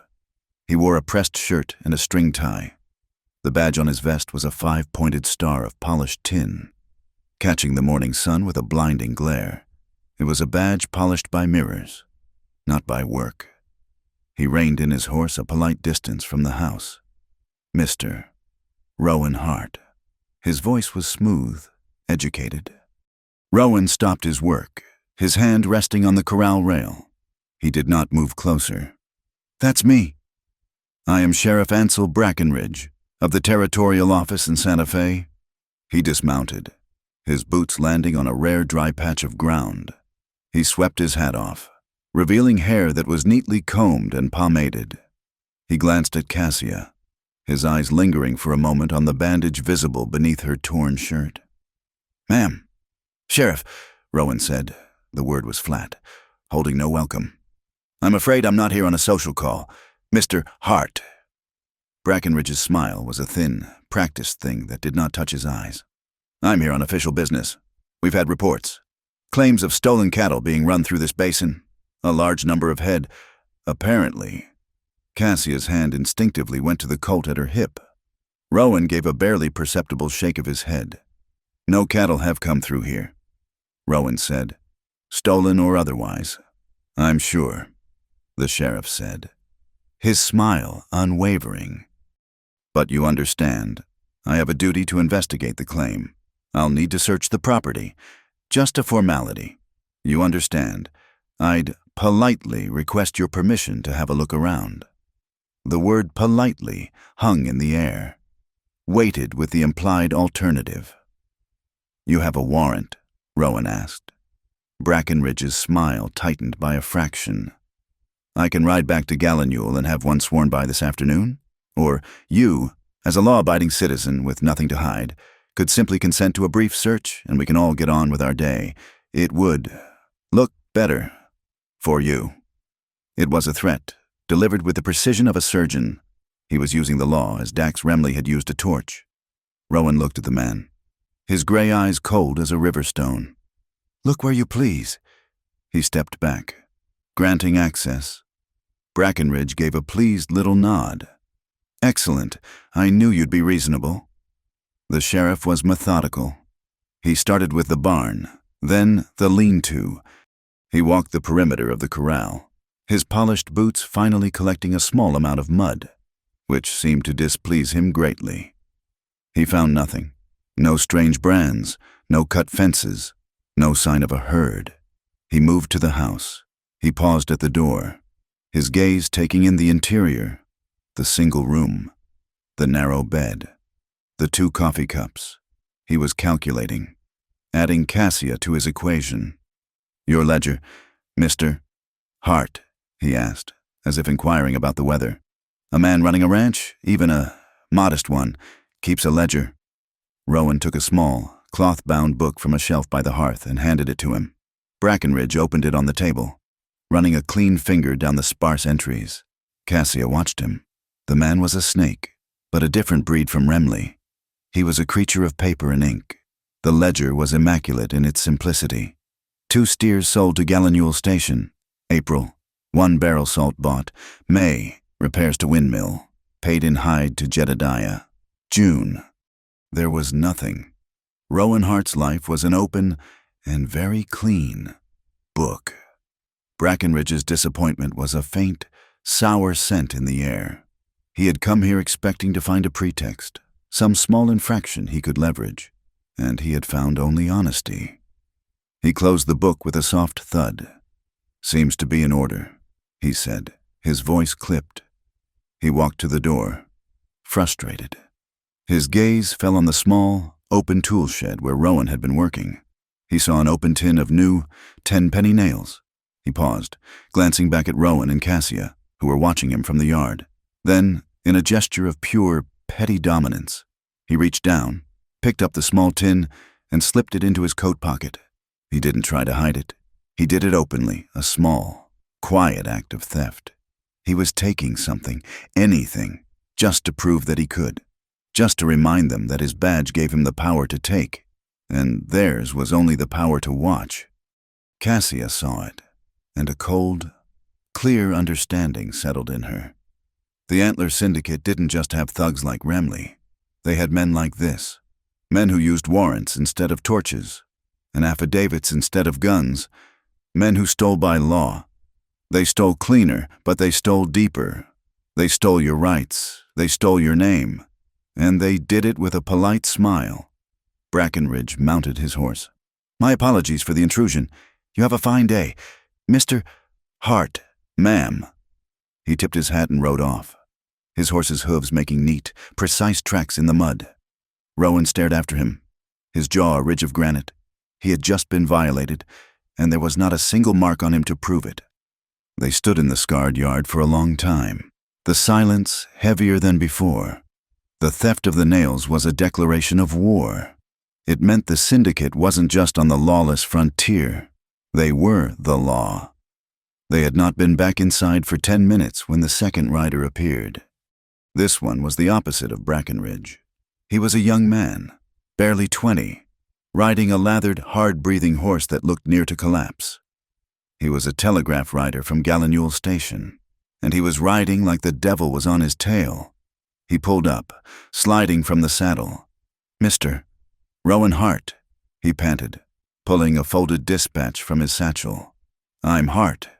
Dispatch from the Territorial Judge's office. Urgent." He handed the yellow paper to Rowan and moved immediately to the water trough. Grabbing a bucket for his horse, Rowan unfolded the paper. Cassia watched his face. She saw no flicker of fear, only a deepening of the cold, still certainty she had seen in the fight. His expression settled into a mask of iron. "What is it?" she asked. He held the paper out to her. Her eyes scanned the curt, official language. By order of Judge Meriwether Gant, emergency hearing, land dispute claim. Charter of the New Mexico Rail Freight Concern versus the deed and patent of Rowan Hart. Your presence is required in Gallinule Station. 2 days' time. "A rail spur charter," Cassia said, the words tasting like ash. "They want to run a railroad through here." "Not just through here," Rowan said, his voice quiet. "Straight through the house. The charter claims my patent is unproductive and improperly filed. They're trying to void my deed. The Antler Syndicate." She whispered, "This is their money. This is their real attack," Rowan said. "The fire was a distraction. Brackenridge was here to find something, anything, to use against me at the hearing, to paint me as a rustler, a criminal. So when I protest, I have no standing. It was a pincer move, clean and brutal. A legal theft to match the sheriff's petty one. The telegraph rider, having watered his horse, looked nervous. "Mr. Hart, I heard something else at the station. Gossip, maybe, but seeing as—" "Well, spit it out, son," Rowan said. "They's a herd," the young man said, twisting his hat in his hands. "A massive one, sighted north of Salt Raven Draw. Thousands of head. A friend of mine rode the line up there. Said he saw the brand." Rowan's eyes met Cassia's. He didn't need to ask. "The split antler," Cassia said. The boy nodded, pale. "Biggest drive this territory's seen, and they're pointing them south, right at this basin." The trap was sprung. The conspiracy was laid bare, uncoiled like a rattlesnake in the sun. It was a three-headed beast. First, the legal attack Judge Gant, funded by antler money, would tie Rowan up in a sham court hearing. Second, the physical attack while Rowan was in Gallinule trying to save his land on paper. Dax Remley would drive that massive, illegal herd across Lonely Acre. They would tear down his fences, trample his grazing to mud, and scatter his small herd. They would literally bury his fence lines, his home, in hoofprints and lies. Third, the legal cover Sheriff Brackenridge would investigate the terrible accident and find that Rowan's unproductive ranch had simply been in the way of a cattle drive. He would find no one to blame. Rowan would be left with nothing but a voided deed and a destroyed homestead. It was a perfect, interlocking, legal machine of destruction. Rowan turned and looked at his small, stubborn house, at the thin line of cottonwoods. He was trapped. If he went to Gallinule to fight the judge, he'd lose his land to the stampede. If he stayed to fight the stampede, he'd lose his land to the judge's gavel. "They've got me," he said. It was not a statement of defeat, but a cold, hard assessment. Cassia's mind was racing. She was not a rancher, accustomed to waiting on seasons and weather. She was a freight driver. She knew logistics. She knew schedules and routes and weak points. And she knew that an operation this big a judge, a railroad charter, a massive illegal herd was drowning in paper. "No, they don't," she said. Her voice was sharp, cutting through his grim silence. She thought of her burned wagon, of Eli in his hospital bed, of the nail tin in Brackenridge's pocket. "They're arrogant," she said, thinking aloud. "They're moving too fast to bribe a judge, to fund a charter. They have to be moving money. They have to be keeping ledgers of their own." "What are you saying?" "I'm saying you can't be in two places at once, but we can." She tapped the telegraph dispatch. "This is your fight. You have to go to Gallinule. You have to stand in that courtroom. You're the only one who can face that judge. And leave my land." "Leave you," he said, his voice rough. "They'll drive that herd right over this house. My fence won't hold." "It doesn't have to," she said, her eyes blazing with a cold fire. "It's a distraction. Rowan, they want you to stay. They want you to fight the cattle. The real fight is the one you can't see, the one on paper, the one I'm going to find." She laid out her plan. A freight sting. "They know my wagon. They know I'm a freight dove. They think I'm wounded, running scared. I'm going to ride out, but not toward Gallinule. I'm going to ride toward their supply line. I'll deliver nothing, but I'll learn everything. I'll find their real ledger. I'll find the proof that ties Remley's cattle to Brackenridge's badge and Gant's gavel. I will deliver you the weapon you need to win in that courtroom." Rowan stared at her, at the raw determination in her face, the intelligence in her eyes. It was a wild, impossible gamble. She would be alone, with one bad shoulder, riding straight into the heart of the syndicate's operation. He opened his mouth to refuse, to tell her it was his fight, that he would not hide behind her. "My fence won't hold if your plan fails," he said, the words torn from him. "Your fence won't hold if I do nothing," she shot back, her voice absolute. "You stay here. You lose. You go to court without proof. You lose. This is the only way. You're a rancher. Fight for your land. I'm a freighter. Let me deliver." He saw her then, not as a victim he had sheltered, but as an ally, a partner. The woman who had run into gunfire to save his horse. The woman who had told him, "I deliver." He made his decision. The hard lines of his face settled. He turned, walked into the house, and went to a small peg by the door, just above the braided quirt. A heavy, old-fashioned iron key hung there. He took it down. He came back out and pressed it into her good hand. The iron was cold, solid. "The tack room," he said, his voice hoarse. "It locks. My father. He kept his papers there.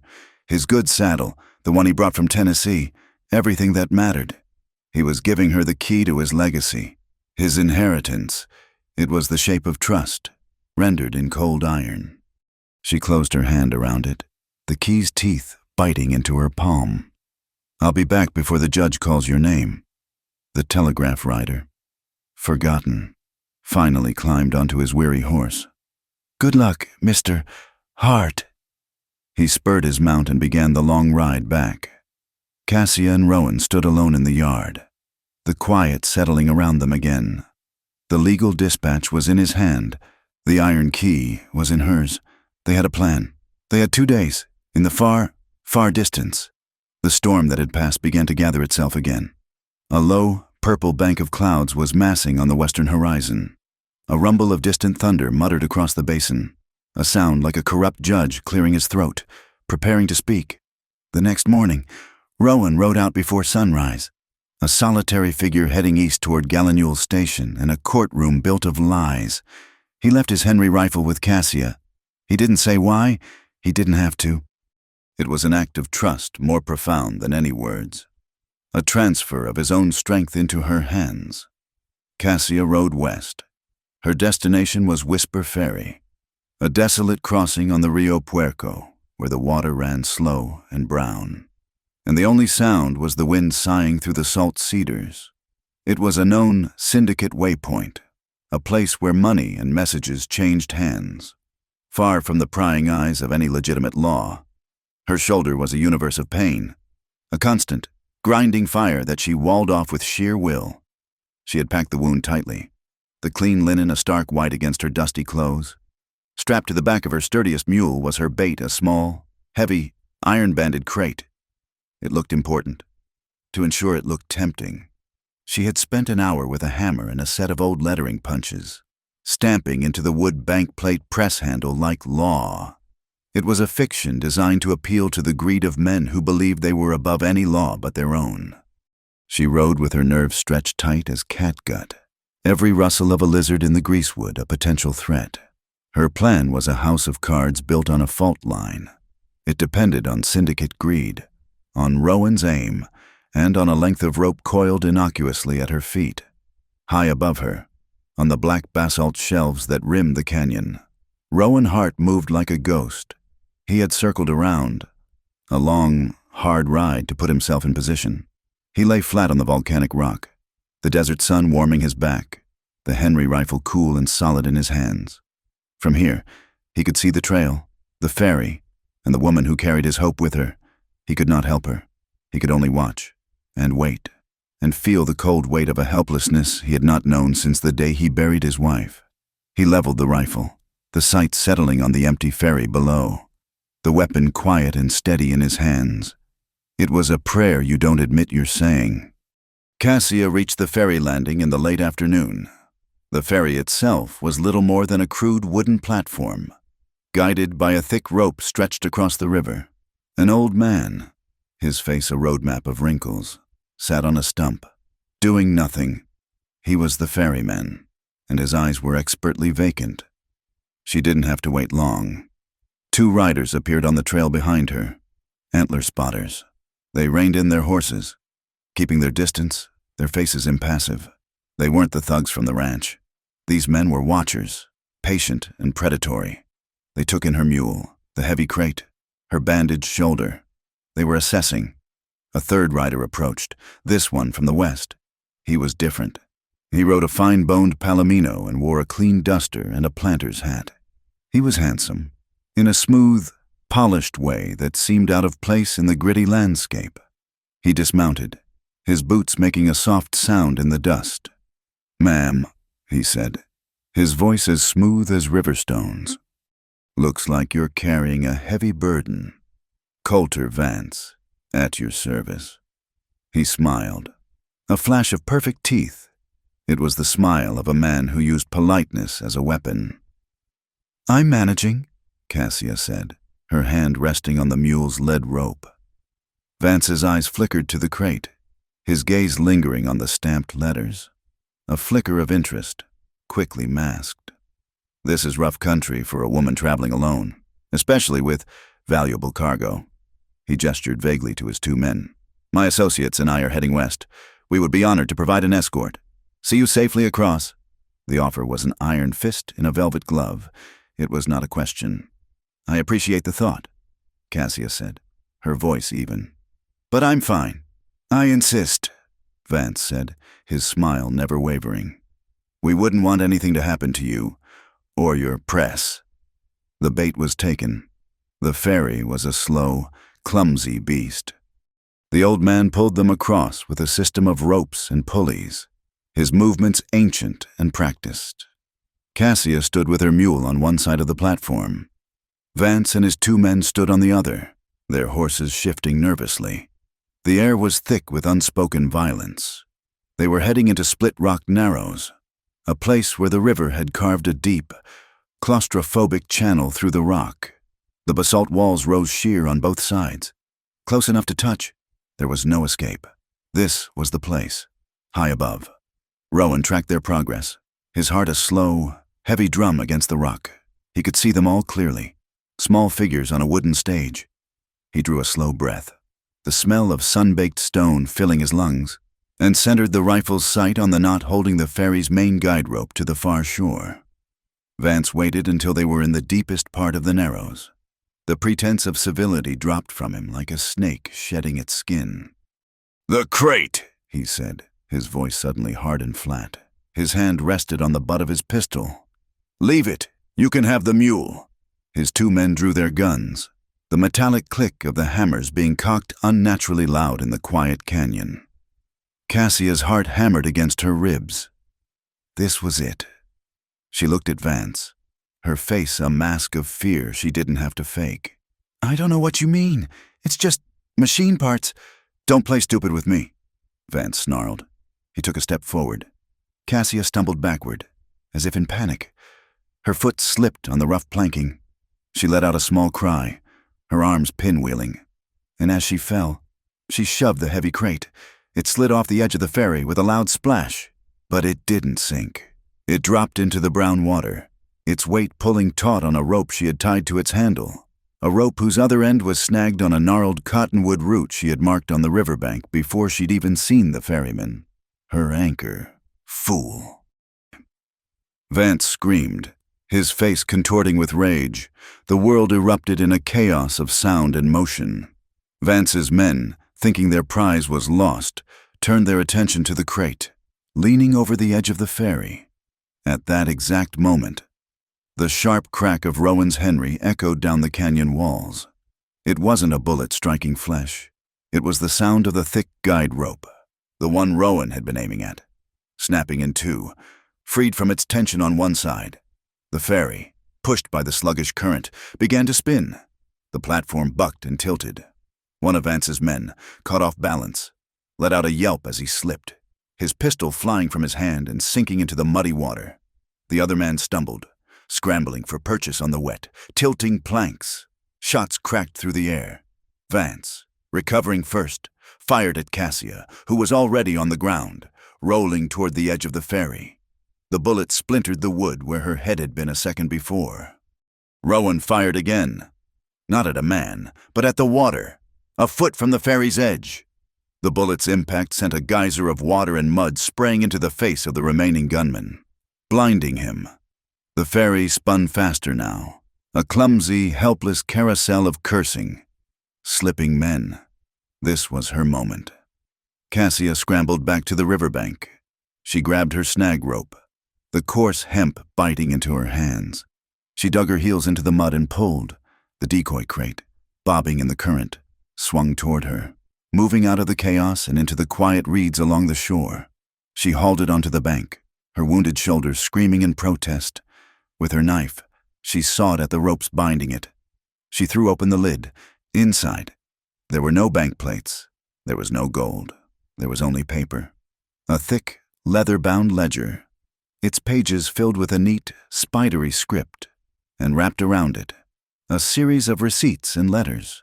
It was a perfect copy of the Antler Syndicate's entire operation. Names, bribes to Sheriff Brackenridge, listed as A.B. Payments to a certain A.G. on court dates, weights and tallies of stolen cattle, and a regular stipend, paid out weekly, to the wastrel nephew of one Judge Meriwether Gant. It was the weapon she had promised Rowan, the proof that would dismantle their entire conspiracy. "The rope! Grab the damned rope!" Vance was screaming at his men. He had seen her. He understood. He had been played, ignoring his men, who were trying to pole the spinning ferry toward the shore. Vance lunged. He jumped from the platform into the shallow water, his face a mask of murderous fury, and began to charge toward her through the mud and reeds. He was 10 feet away when the Henry cracked a third time.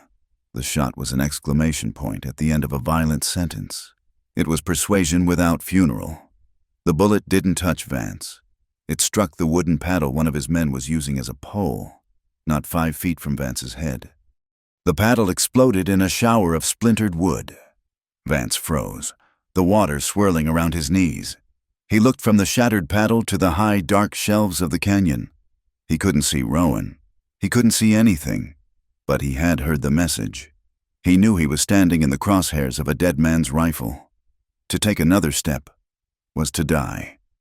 Cassia didn't wait. She grabbed the ledger, shoved it into her saddlebag, and scrambled up the muddy bank. Rowan was already there, having slid down a game trail, Thimble and her own mule in tow. He pulled her up the last few feet. They vanished upriver, leaving Coulter Vance and his men with a spinning ferry, a lost pistol, and a fresh coating of wet, public pride. They rode for a mile, following the curve of the river, until the canyon widened and they were sure they were not being followed. Cassia slid from the saddle, her legs trembling with adrenaline and exhaustion. She leaned against her mule, her breath coming in ragged gasps, her shoulder a dull, throbbing agony. She looked at Rowan, and then a sound escaped her, one she hadn't made in years. She laughed. It was a breathless, ragged, half-sobbing sound of pure, unadulterated victory. It was the sound of a trap sprung, a risk paid, a debt collected. A smile touched Rowan Hart's lips. It was a quick, rare thing. A flash of light in his somber face. A smile paid for in risk and earned in partnership. He looked at the saddlebag, at the woman who was laughing through her pain, and the respect in his eyes was as clear as the desert sky. "You deliver," he said, his voice low and rough with an emotion she couldn't name. She finally caught her breath, her own smile, fierce and real. Answering his, "I do," she said, "and I'm not done." Gallinule Station wasn't a town. It was a scar of function in the middle of nowhere. A collection of sidings, a water tower, and a single, long depot hall that served as post office, telegraph station, and freight terminus. Today, it was a court of law. The territorial government, in its infinite and distant wisdom, had decreed that justice be dispensed from whatever serviceable building was available. The depot hall was long, narrow, and smelled of coal smoke, burlap, and old sweat. Benches had been dragged in, their surfaces sticky with pine pitch that had oozed out in 100 summer scorchers. The room was packed. Ranchers, freighters, railroad men in clean suits, and the idly curious had all gathered, drawn by the scent of a high-stakes fight. The windows were thrown wide open, but it did no good. They were just yawns into the suffocating afternoon heat, offering no breeze, only a view of the shimmering tracks and the vast, indifferent yellow plain beyond. Flies buzzed, fat and lazy, in the shafts of dusty light. At the front of the room, on a raised freight platform, sat Judge Meriwether Gant. He was a large man, his girth straining a black broadcloth suit. His mustache was magnificent, a silver, righteous sweep of whiskers that seemed to proclaim his unimpeachable moral authority. He wielded his gavel like a scepter, his small, dark eyes scanning the room with a look of profound, weary importance. His pockets, Cassia knew, were heavy. Rowan Hart sat on a hard bench at the front, to the left. He was not dressed for court. He wore the same dusty dungarees and clean cotton shirt he always wore. He had left his hat at the door. His face was calm, his posture straight, his hands resting on his knees. He looked less like a defendant and more like a man waiting for a train that was long overdue. Cassia sat on the bench just behind him. Her left shoulder was a solid block of fire beneath her mended shirt. She had the syndicate ledger tucked into a simple canvas satchel at her feet. It felt as heavy as a case of ammunition. The hearing began. A lawyer for the New Mexico rail freight concern, a slick, pale man from Santa Fe named Harlan, stood up. He spoke in a smooth, rolling baritone, his words painting a picture of progress, of destiny, of a great steel artery that would bring life to the territory. "And what," he said, turning with a flourish to Rowan, "stands in the way of this progress, this prosperity? A single, derelict parcel of land, a homestead filed on a technicality and then abandoned to the elements. Gentlemen, Lonely Acre is not a productive unit." He paced before the judge. "The patent, Your Honor, is contingent on diligent use and productive improvement. We have witnesses who will testify that these conditions have not been met. Specifically," he said, his voice dropping to a conspiratorial hush, "the water rights. The patent claims the headwaters of the Salt Raven Draw, but those rights are unused. The springs are untended. The land is fallow. Mr. Hart is a squatter, Your Honor, on his own claim, hoarding a resource that belongs to the people, to the future, to this great railroad." Rowan did not move. He simply watched the lawyer, his expression unchanged. "The railroad," Harlan concluded, "under its new territorial charter, is prepared to make productive use of that land and that water. We ask the court to void the Hart patent and clear the way for the future." He sat down, a smug, satisfied look on his face. The railroad men in the back row nodded their approval. "The court thanks Mr. Harlan for his spirited defense of the future," Judge Gant rumbled, stroking his mustache. "And now, the defense, Mr. Hart. Do you have counsel?" "I speak for myself," Rowan said. His voice was low and even, but it carried in the hot, still room, cutting through the haze of cigar smoke and dust. "And Mrs. Vale will speak for my ranch." A murmur went through the room. A woman testifying Cassia stood up, the movement sending a jolt of pain through her shoulder. She ignored it. She walked to the front and took the oath, her hand steady on the Bible, her voice clear. Harlan, the lawyer, looked amused. "Mrs. Vale, you are a visitor. Are you not a freighter?" "I am," Cassia said. "And what would a freighter know of ranching? I know arithmetic," Cassia replied, her voice cold. She turned her gaze from the lawyer to the judge. "Mr. Harlan claims the ranch is unproductive. I will provide the numbers. In the last 2 days, I have seen Mr. Hart replace a broken wagon axle, repair a corral gate, and splice a new rope. That is production. He has 2 acres of corn and squash planted by the creek bed, and a winter garden of beans and potatoes dug into the hillside. That is production. His windmill, which he repaired himself last month, draws 50 gallons of water an hour. His stock count is 30 head of cattle, his black mare, 2 mules, and a dozen chickens. They are all fed, watered, and healthy. That is production." She spoke clearly, her words sharp and practical, a stark contrast to the lawyer's flowery rhetoric. "Mr. Harlan speaks of unused water. Mr. Hart's stock, his crops, and his own life depend on that water. Lonely Acre is not a derelict parcel. It's a home. It's a life. It is the quiet, daily arithmetic of survival, and it is being paid in full."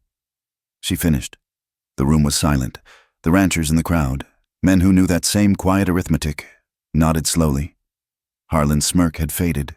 She had taken his abstract argument and bludgeoned it with facts.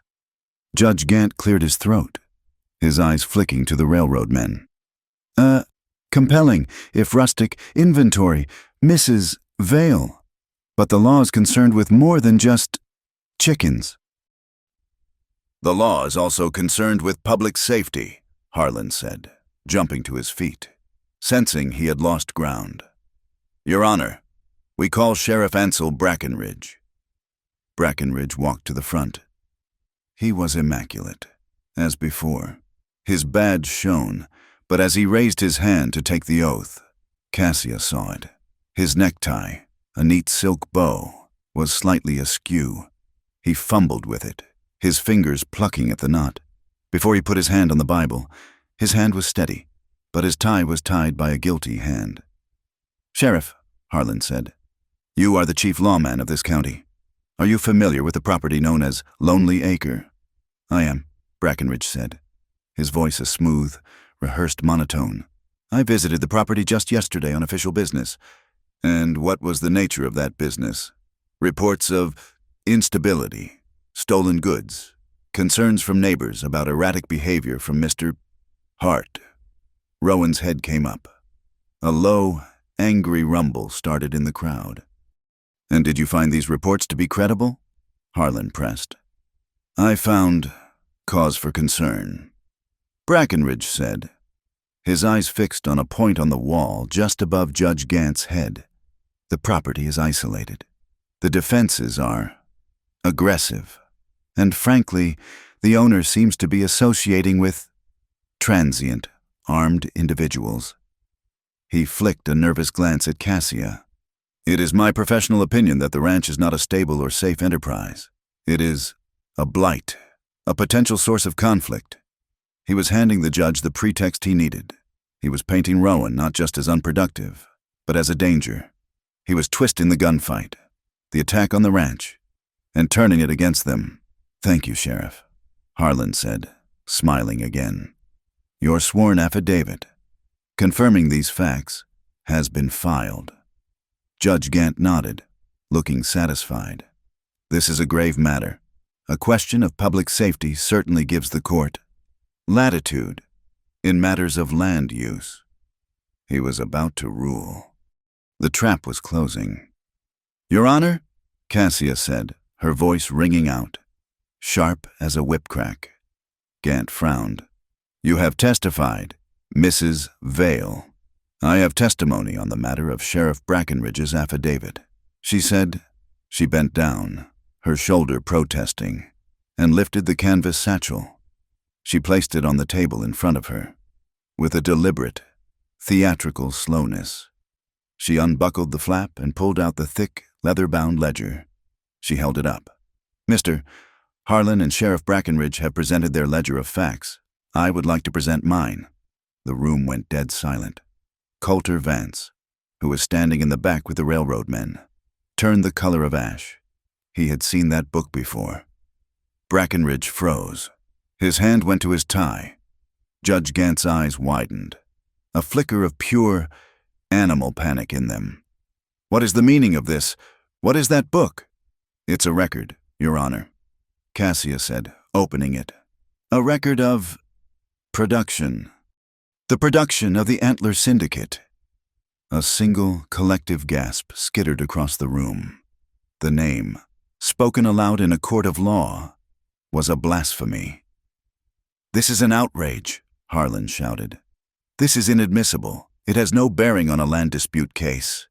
It has every bearing, Cassia said, her voice rising, overpowering his. Sheriff Brackenridge has just sworn that Rowan Hart is a source of conflict.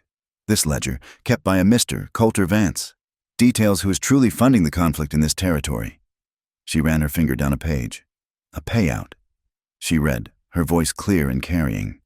To A.B. for county services. $200, on the same day that a rustling charge against Dax Remley was mysteriously dropped. Brackenridge looked like he was going to be sick. A.B. Ansel Brackenridge. Another payout. Cassia continued, her eyes locking on the sweating judge. To A. for legal consultation.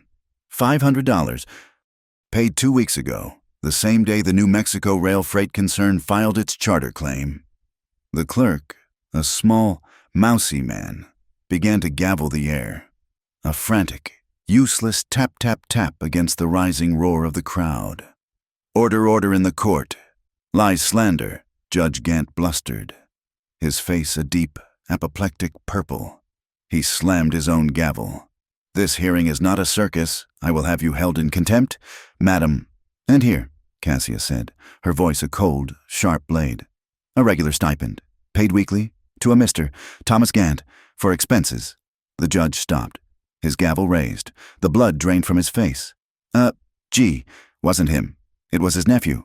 Thomas Gant was a known gambler, a wastrel who lived in Santa Fe with no visible means of support. "This," Cassius said, "is the future, mister. Harlan is so eager to build. It's a future bought and paid for by Ezra Pike, the head of the Antler Syndicate. It's a future built on bribes, on false testimony, and on stolen land." She looked past the judge, to the railroad men in the back. They were no longer nodding. They were pale, their faces grim. They were businessmen, not just thieves. They had partnered with snakes, and they were just now realizing how deep the nest went. They were stepping back, physically and metaphorically, separating themselves from Gant, from Harlan, from this whole poisoned enterprise. They had just seen the cliff's edge. Judge Gant was sweating, his magnificent mustache drooping. He was trapped. He couldn't rule for Rowan. He couldn't rule for the railroad. His career was over, and he knew it. Into the stunned, heavy silence. Rowan Hart stood up. He hadn't looked at the ledger. He hadn't looked at Cassia. He was looking at the judge, but speaking to the room, speaking to the ranchers, the freighters, the people of the territory. His voice was even, quiet, but it held the weight of the land itself. "I can lose a ranch," he said. "Fire can take it, drought can take it. Men can steal it, but I won't lose a way of being." He looked at the railroad men, at Brackenridge, at the judge. "This is my home. It's not a unit. It's not a blight. It's the place I will stand. And you," he said, his voice dropping, "you have built your future on sand, and the water is rising." It was over. The conspiracy was broken, its gears jammed with the hard, undeniable truth of the ledger. Judge Gant, his voice a hoarse croak, slammed his gavel. This hearing is postponed indefinitely pending further investigation." He scrambled down from the platform, his black robes flapping, and fled through a back door. A man running from his own life. Brackenridge was already gone, lost in the chaotic scramble of the crowd. The room emptied out into the blinding afternoon sun. People were shouting, arguing, the news of the judge's corruption spreading like wildfire. Cassia stood by the depot platform, the adrenaline of the fight draining away, leaving her weak and shaking. Her good hand, the one that had held the ledger, began to tremble. Rowan came to her. He didn't speak. He didn't put his arm around her. He simply stood beside her, his presence a solid, unshakable wall. He looked at her trembling hand. Then, with just 2 fingers, his index and his middle, he reached out and gently, firmly, covered her knuckles, steadying her. It was a small, private gesture, a gesture for 2 fingers and no witnesses. Her shaking stopped. She drew a long, shuddering breath. He looked east, toward the high desert basin, toward the home they had just saved on paper. His eyes were cold. "The storm isn't over," he said. He meant the stampede. Remley and Pike were still out there. They had lost the court. Now, their only remaining weapon was brute force. They would be coming. Cassia looked down at the ledger still in her hand. She felt the solid iron of the tack room key, still in her pocket. "I've got more rope," she said. The ride back from Gallinule was a silent, 80-mile race against a clock they could not see. Rowan and Cassia rode with the syndicate ledger tucked deep in a saddlebag, a paper bomb that had shattered a conspiracy but not ended a war. The court victory was a piece of paper. The real threat was a river of beef, 4,000 head strong, aimed at the heart of Lonely Acre by a man who had just lost everything. Ezra Pike and Dax Remley had been cornered by the law. Now, they would answer with the only law they respected: overwhelming, destructive force. They reached the basin as the sun was a bleeding smear in the west, tinting the high, thin clouds a violent purple. The air was wrong. The distant thunder from the day before had vanished, replaced by a low, electric hum. The wind was rising, not in gusts, but as a steady, gathering pressure from the north. It smelled of ozone and dry, powdered earth. "They'll come tonight," Rowan said, his voice low. He scanned the northern ridge line, the gateway to his land. "They'll use the storm to cover the sound. Then we'll use the dark to steer." Cassia replied, her good hand already checking the buckles on her mule's tack. Her left shoulder was a solid, radiating block of pain, a fire she had learned to live inside. They had one desperate plan. They could not stop the herd, but they might be able to bend it. For 2 hours, they worked with a grim, silent efficiency. They gathered every lantern, every spare can of kerosene, every candle stub on the ranch, one by one. They hauled them up the high, rocky ridgeline that formed the eastern wall of the basin. They planted them 100 yards apart, a long, flickering line stretching for nearly a mile. It was a bluff, a piece of frontier theater. It was a line of false moonlight, a fake horizon of safety. They were betting that the lead steers, creatures of instinct, would shy away from the dark, unknown drop to the west, and follow this string of welcoming, gentle lights, steering them past the ranch house and into the vast, empty country beyond. As the last of the light died, the world was plunged into a starless, oppressive black. The wind had become a presence, a living thing. It scoured the basin, picking up the dust of a long summer and flung it into the air. The dust became an animal with teeth, a choking, gritty fog that reduced visibility to nothing. It tasted of grit and fear. Rowan held a match to the wick of the last lantern. The small flame trembled, casting a weak, golden halo in the roaring dark. "This is it. It'll hold," Cassia said, though she wasn't sure what she meant. The plan, their nerve. He turned to her, his face a map of shadows.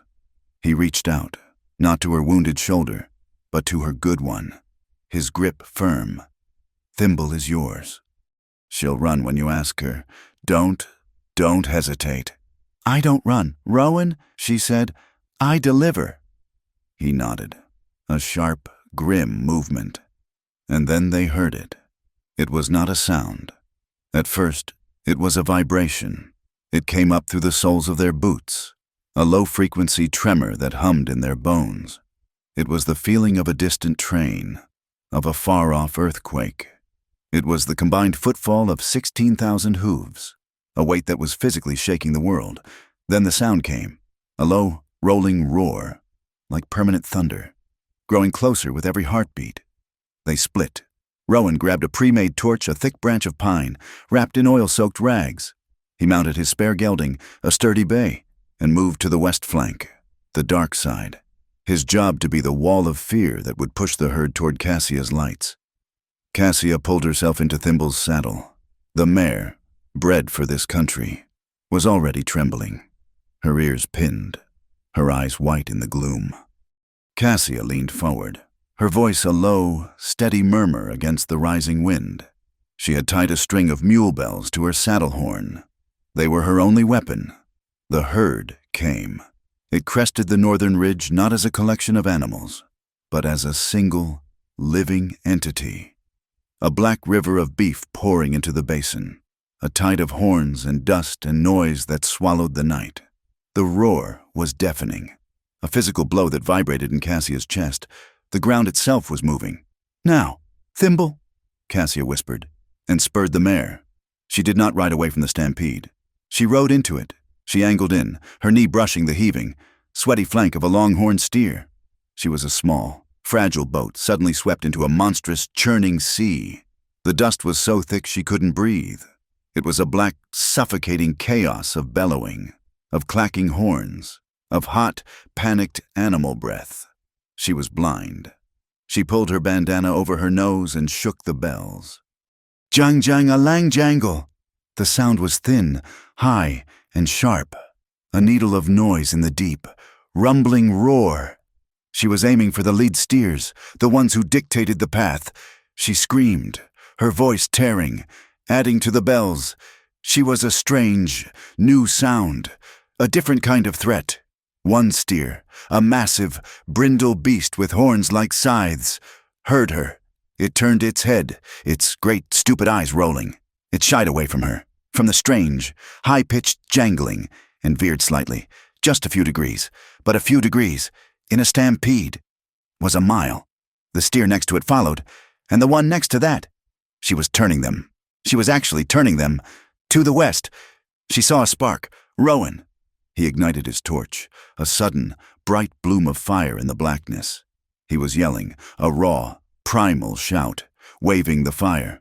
A lone, brave demon on the edge of the herd, pushing them, steering them, flanking them. The lanterns, the bells, the torch, their flimsy wall of instinct and bluff was working. The Black River was bending. But Dax Remley was not a rancher. He was a creature of spite. He had anticipated their plan. He appeared from the dust, riding a huge, powerful horse, his face a mask of pure, joyous malice in the flickering torchlight. He was not trying to steer the herd. He was trying to ignite it. He was dragging a heavy length of iron chain from his saddle horn. It bounced and scraped against the basalt rock, sending up a shower of bright orange sparks. He was a moving matchbook. He wasn't just driving the herd, he was driving a wall of fire behind it. As the chain sparked, the dry, brittle firegrass caught. Phoomp! Then another. Phoomp! He was creating a line of terror. A burning, closing vice meant to snap the herd's nerve and send them scattering in a blind panic right over the lanterns, right over the ranch. Rowan saw him. He saw the fire, the chain, the malice. He left the flank of the herd and spurred his bay directly at Remley. It was a collision of two forces, a battle for the soul of the night. Remley, grinning, saw him coming. He was a master of his own dark chaos. He swung the chain, not at Rowan's horse, but at him. The heavy iron, weighted with momentum, arced through the smoky air. Rowan tried to duck, but there was no time. The chain hit him square across the ribs with a sickening, wet crack. The impact was brutal. It lifted him from the saddle, and for a horrible second, he was suspended in air. The torch flew from his hand. His horse shied, screaming. He fell back into the saddle, not by skill, but by a sheer, primal refusal to go down. The wind was knocked from his lungs in a single, agonizing gasp. Agony, white and blinding, flared in his side. He could feel the splintered ends of his own ribs grating, but he stayed mounted. His stubbornness was his only body armor. Cassia saw it all. She saw the torch fall. She saw Rowan slump, grabbing the saddle horn with both hands, trying to breathe, trying to stay conscious. Something inside her snapped. The herd, the ranch, the ledger, it all vanished. There was only him. "Thimble!" she screamed, and yanked the mare's head around, cutting across the paths of two charging steers. She drove Thimble straight at Remley. She came at him from the side, a vengeful ghost from the dust, her knife in her one good hand. Remley didn't see her until she was on him. He turned, surprised, and tried to swing the chain again, but he was too slow. The chain was dragging, and as he turned, it whipped in a low, vicious arc. Cassia felt the jerk before she saw it.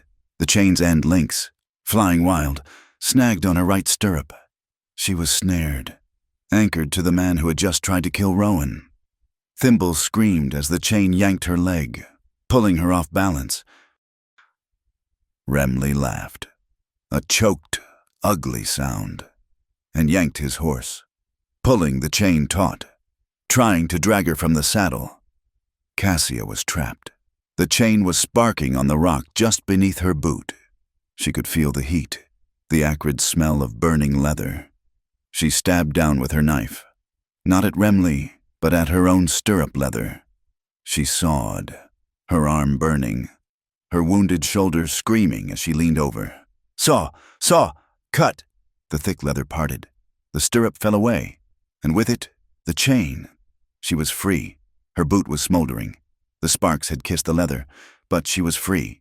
She looked up, locking eyes with Remley. Her face, covered in dust and sweat, was a mask of such cold, profound fury that he actually flinched. At that moment, Rowan, in a final act of desperate, brilliant strategy, acted. He had slumped, but he had not stopped thinking. He saw his torch, still burning on the ground. It lay on the lip of a deep, dry wash, a gash in the earth filled with a season's worth of dry tinder and dead branches. With a groan that was half agony, half war cry, he spurred his horse one last step and used his boot to kick the torch over the edge. It fell into the wash. The oil-soaked rags met the bone-dry wood. The world exploded in light. A wall of fire, 20 feet high, roared to life.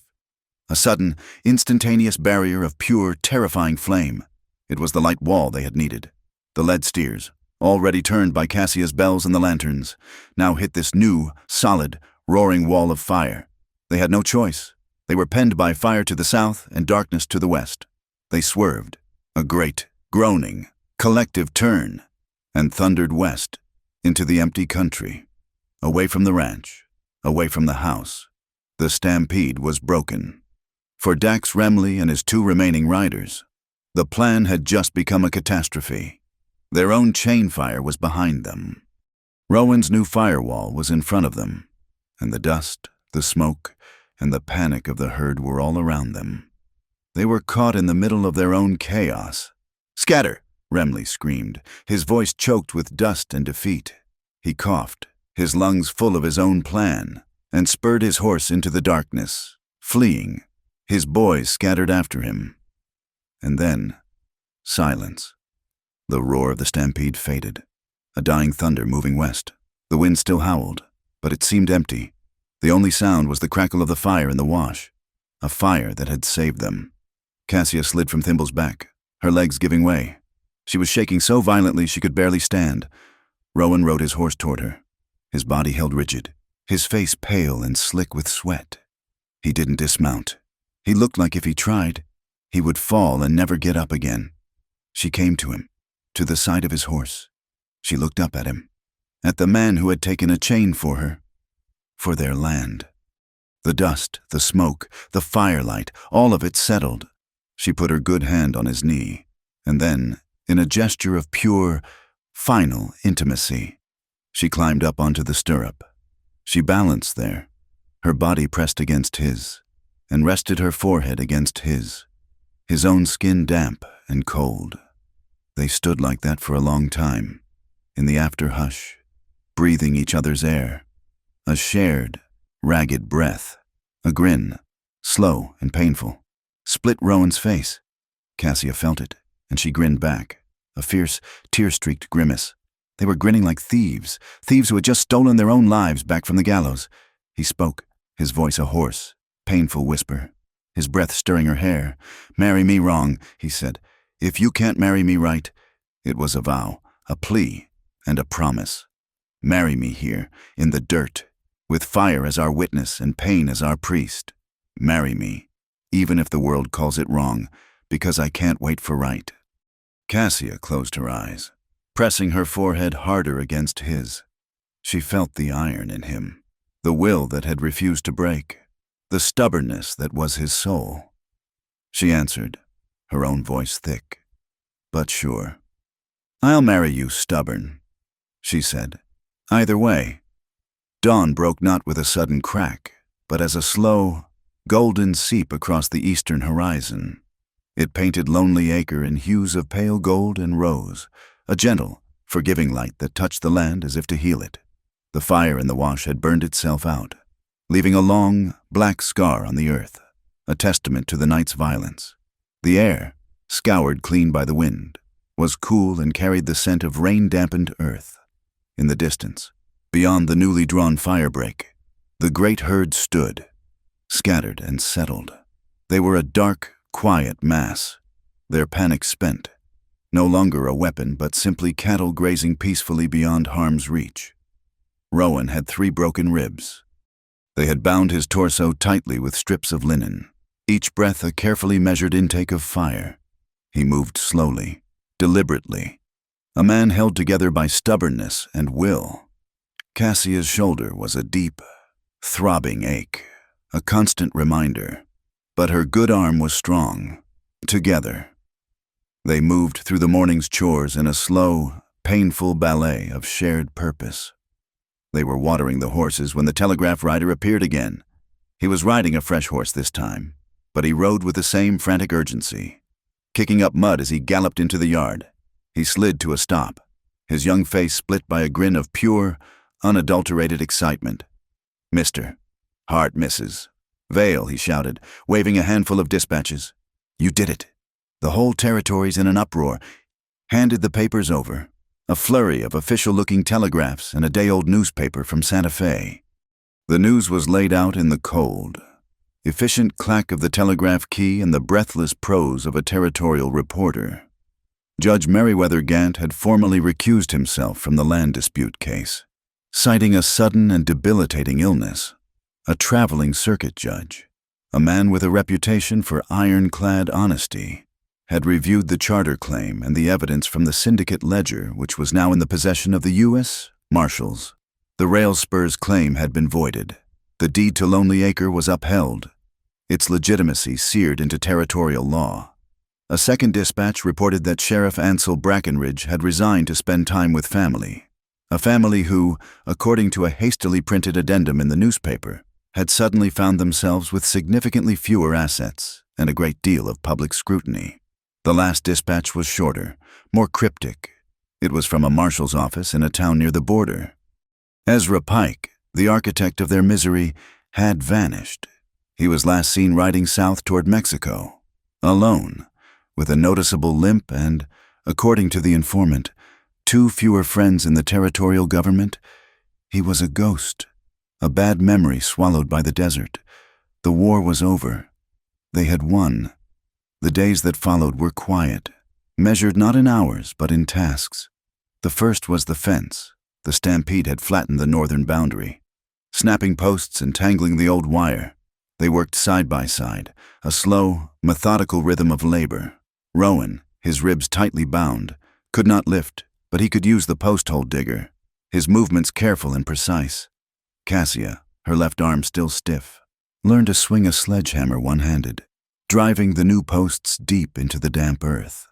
They strung new wire, pulling it taut with a stretcher until it hummed in the wind. A low, resonant note. It was the sound of a boundary remade, of a sanctuary secured. The wires sang when the wind tested it, a sound of resilience, of a thing that would bend but not break. The changes inside the house were smaller, but more profound. One afternoon, while Rowan was out checking on his scattered herd, Cassia took a small hand drill and made a new hole in the wall, an inch to the right of the peg that held Rowan's single, worn tin cup. She drove a new peg into it. She took the second cup, the one she had been using, and hung it there. The 2 cups hung side by side, a silent, declarative sentence. When Rowan came in, he saw them. He stopped in the doorway, his gaze fixed on the 2 cups. He looked at Cassia, and a slow, quiet smile touched his lips. He said nothing. He didn't have to. The next day, it was her turn. She took her rolled-up freight license, the official document that declared her Cassia Vale, proprietor, a piece of paper that was her declaration of independence, and she pinned it to the wall above the doorframe. It was a statement. "I am here. This is also my trade. This is also my home." Rowan watched her. He looked at her freight license, a symbol of her hard-won place in the world. Then his gaze drifted to the finely braided quirt, the beautiful, useless, painful memory of a life that was gone. It hung high on the wall, a place of honor, an heirloom. He walked over, lifted it gently from its peg, and hung it on a lower nail, one half hidden by the door. He wasn't discarding it. He was just demoting it. It was no longer an icon to be worshipped, but a memory to be held. He was making room. A week after the stampede, a buckboard appeared on the horizon. It wasn't the law. It wasn't the syndicate. It was the Miller family. their nearest neighbors from 5 miles down the draw. Rowan and Cassia watched them approach, a knot of old tension tightening in their chests. But the Millers didn't come to pry. They didn't come with questions about the gunfire or the newspaper stories. Mrs. Miller, a woman with kind, tired eyes, carried a freshly baked apple pie, its crust a perfect golden lattice. Mr. Miller, a stoic man with calloused hands, carried a small, heavy wooden box. He set it on the porch. It was full of new fence staples. "Heard you were rebuilding," was all he said. They stayed for an hour, talking about the rain, the price of beef, the health of their children. They didn't speak of the fight. They didn't have to. Their presence, the pie, the box of staples, it was an offering. It was the quiet, profound language of the frontier. It meant, "You are not alone. You are one of us." When they left, Lonely Acre felt a little less lonely. That evening, a new set of stormheads gathered, great purple anvils massing in the west. The air grew still and heavy, charged with the scent of coming rain. They sat on the edge of the porch, watching the sky darken, the first fat drops of rain beginning to spatter in the dust. The storm was just weather now, not a threat, just a promise of water, of life. Cassia looked at Rowan, at his profile outlined against the bruised sky. She saw the new lines of pain around his eyes, but she also saw a deep, quiet peace that had not been there before. The armor she had worn for so long felt heavy and unnecessary. She breathed in the smell of the rain. "Undo me," she whispered, her voice a soft murmur on the evening air. It was the same plea, but the words meant something new. It was not a cry of desperation from a stranger. It was a quiet request from a partner, from a lover. It was an invitation. Rowan turned to her, and he set his hat down first. He took it off and placed it carefully on the porch beside him. Always first. It was his ritual, his promise. It was the quiet, constant affirmation that her consent was a habit to be honored, not a scene to be played. He leaned in and kissed her. They kissed like people who had just finished hauling their own hearts out of a raging floodwater. There was the weariness of the struggle, the deep, aching relief of survival, and the quiet, wondrous surprise of standing on solid ground again. It was a kiss of earned tenderness, a kiss that tasted of hope and rain. The rain came then, sure and easy, a steady, gentle drumming on the tin roof, a sound of healing. Off the porch, in the corral, Thimble stamped her foot, a sharp, impatient sound. She was eager for the wet pasture, for the simple, honest pleasure of grazing in the rain. Cassia laughed, a soft, rich sound that was new to this place. She leaned her head against Rowan's good shoulder. "We're walking now," she said, her voice muffled against his shirt. She meant them. No more running, no more fighting, just the slow, steady, forward motion of a life.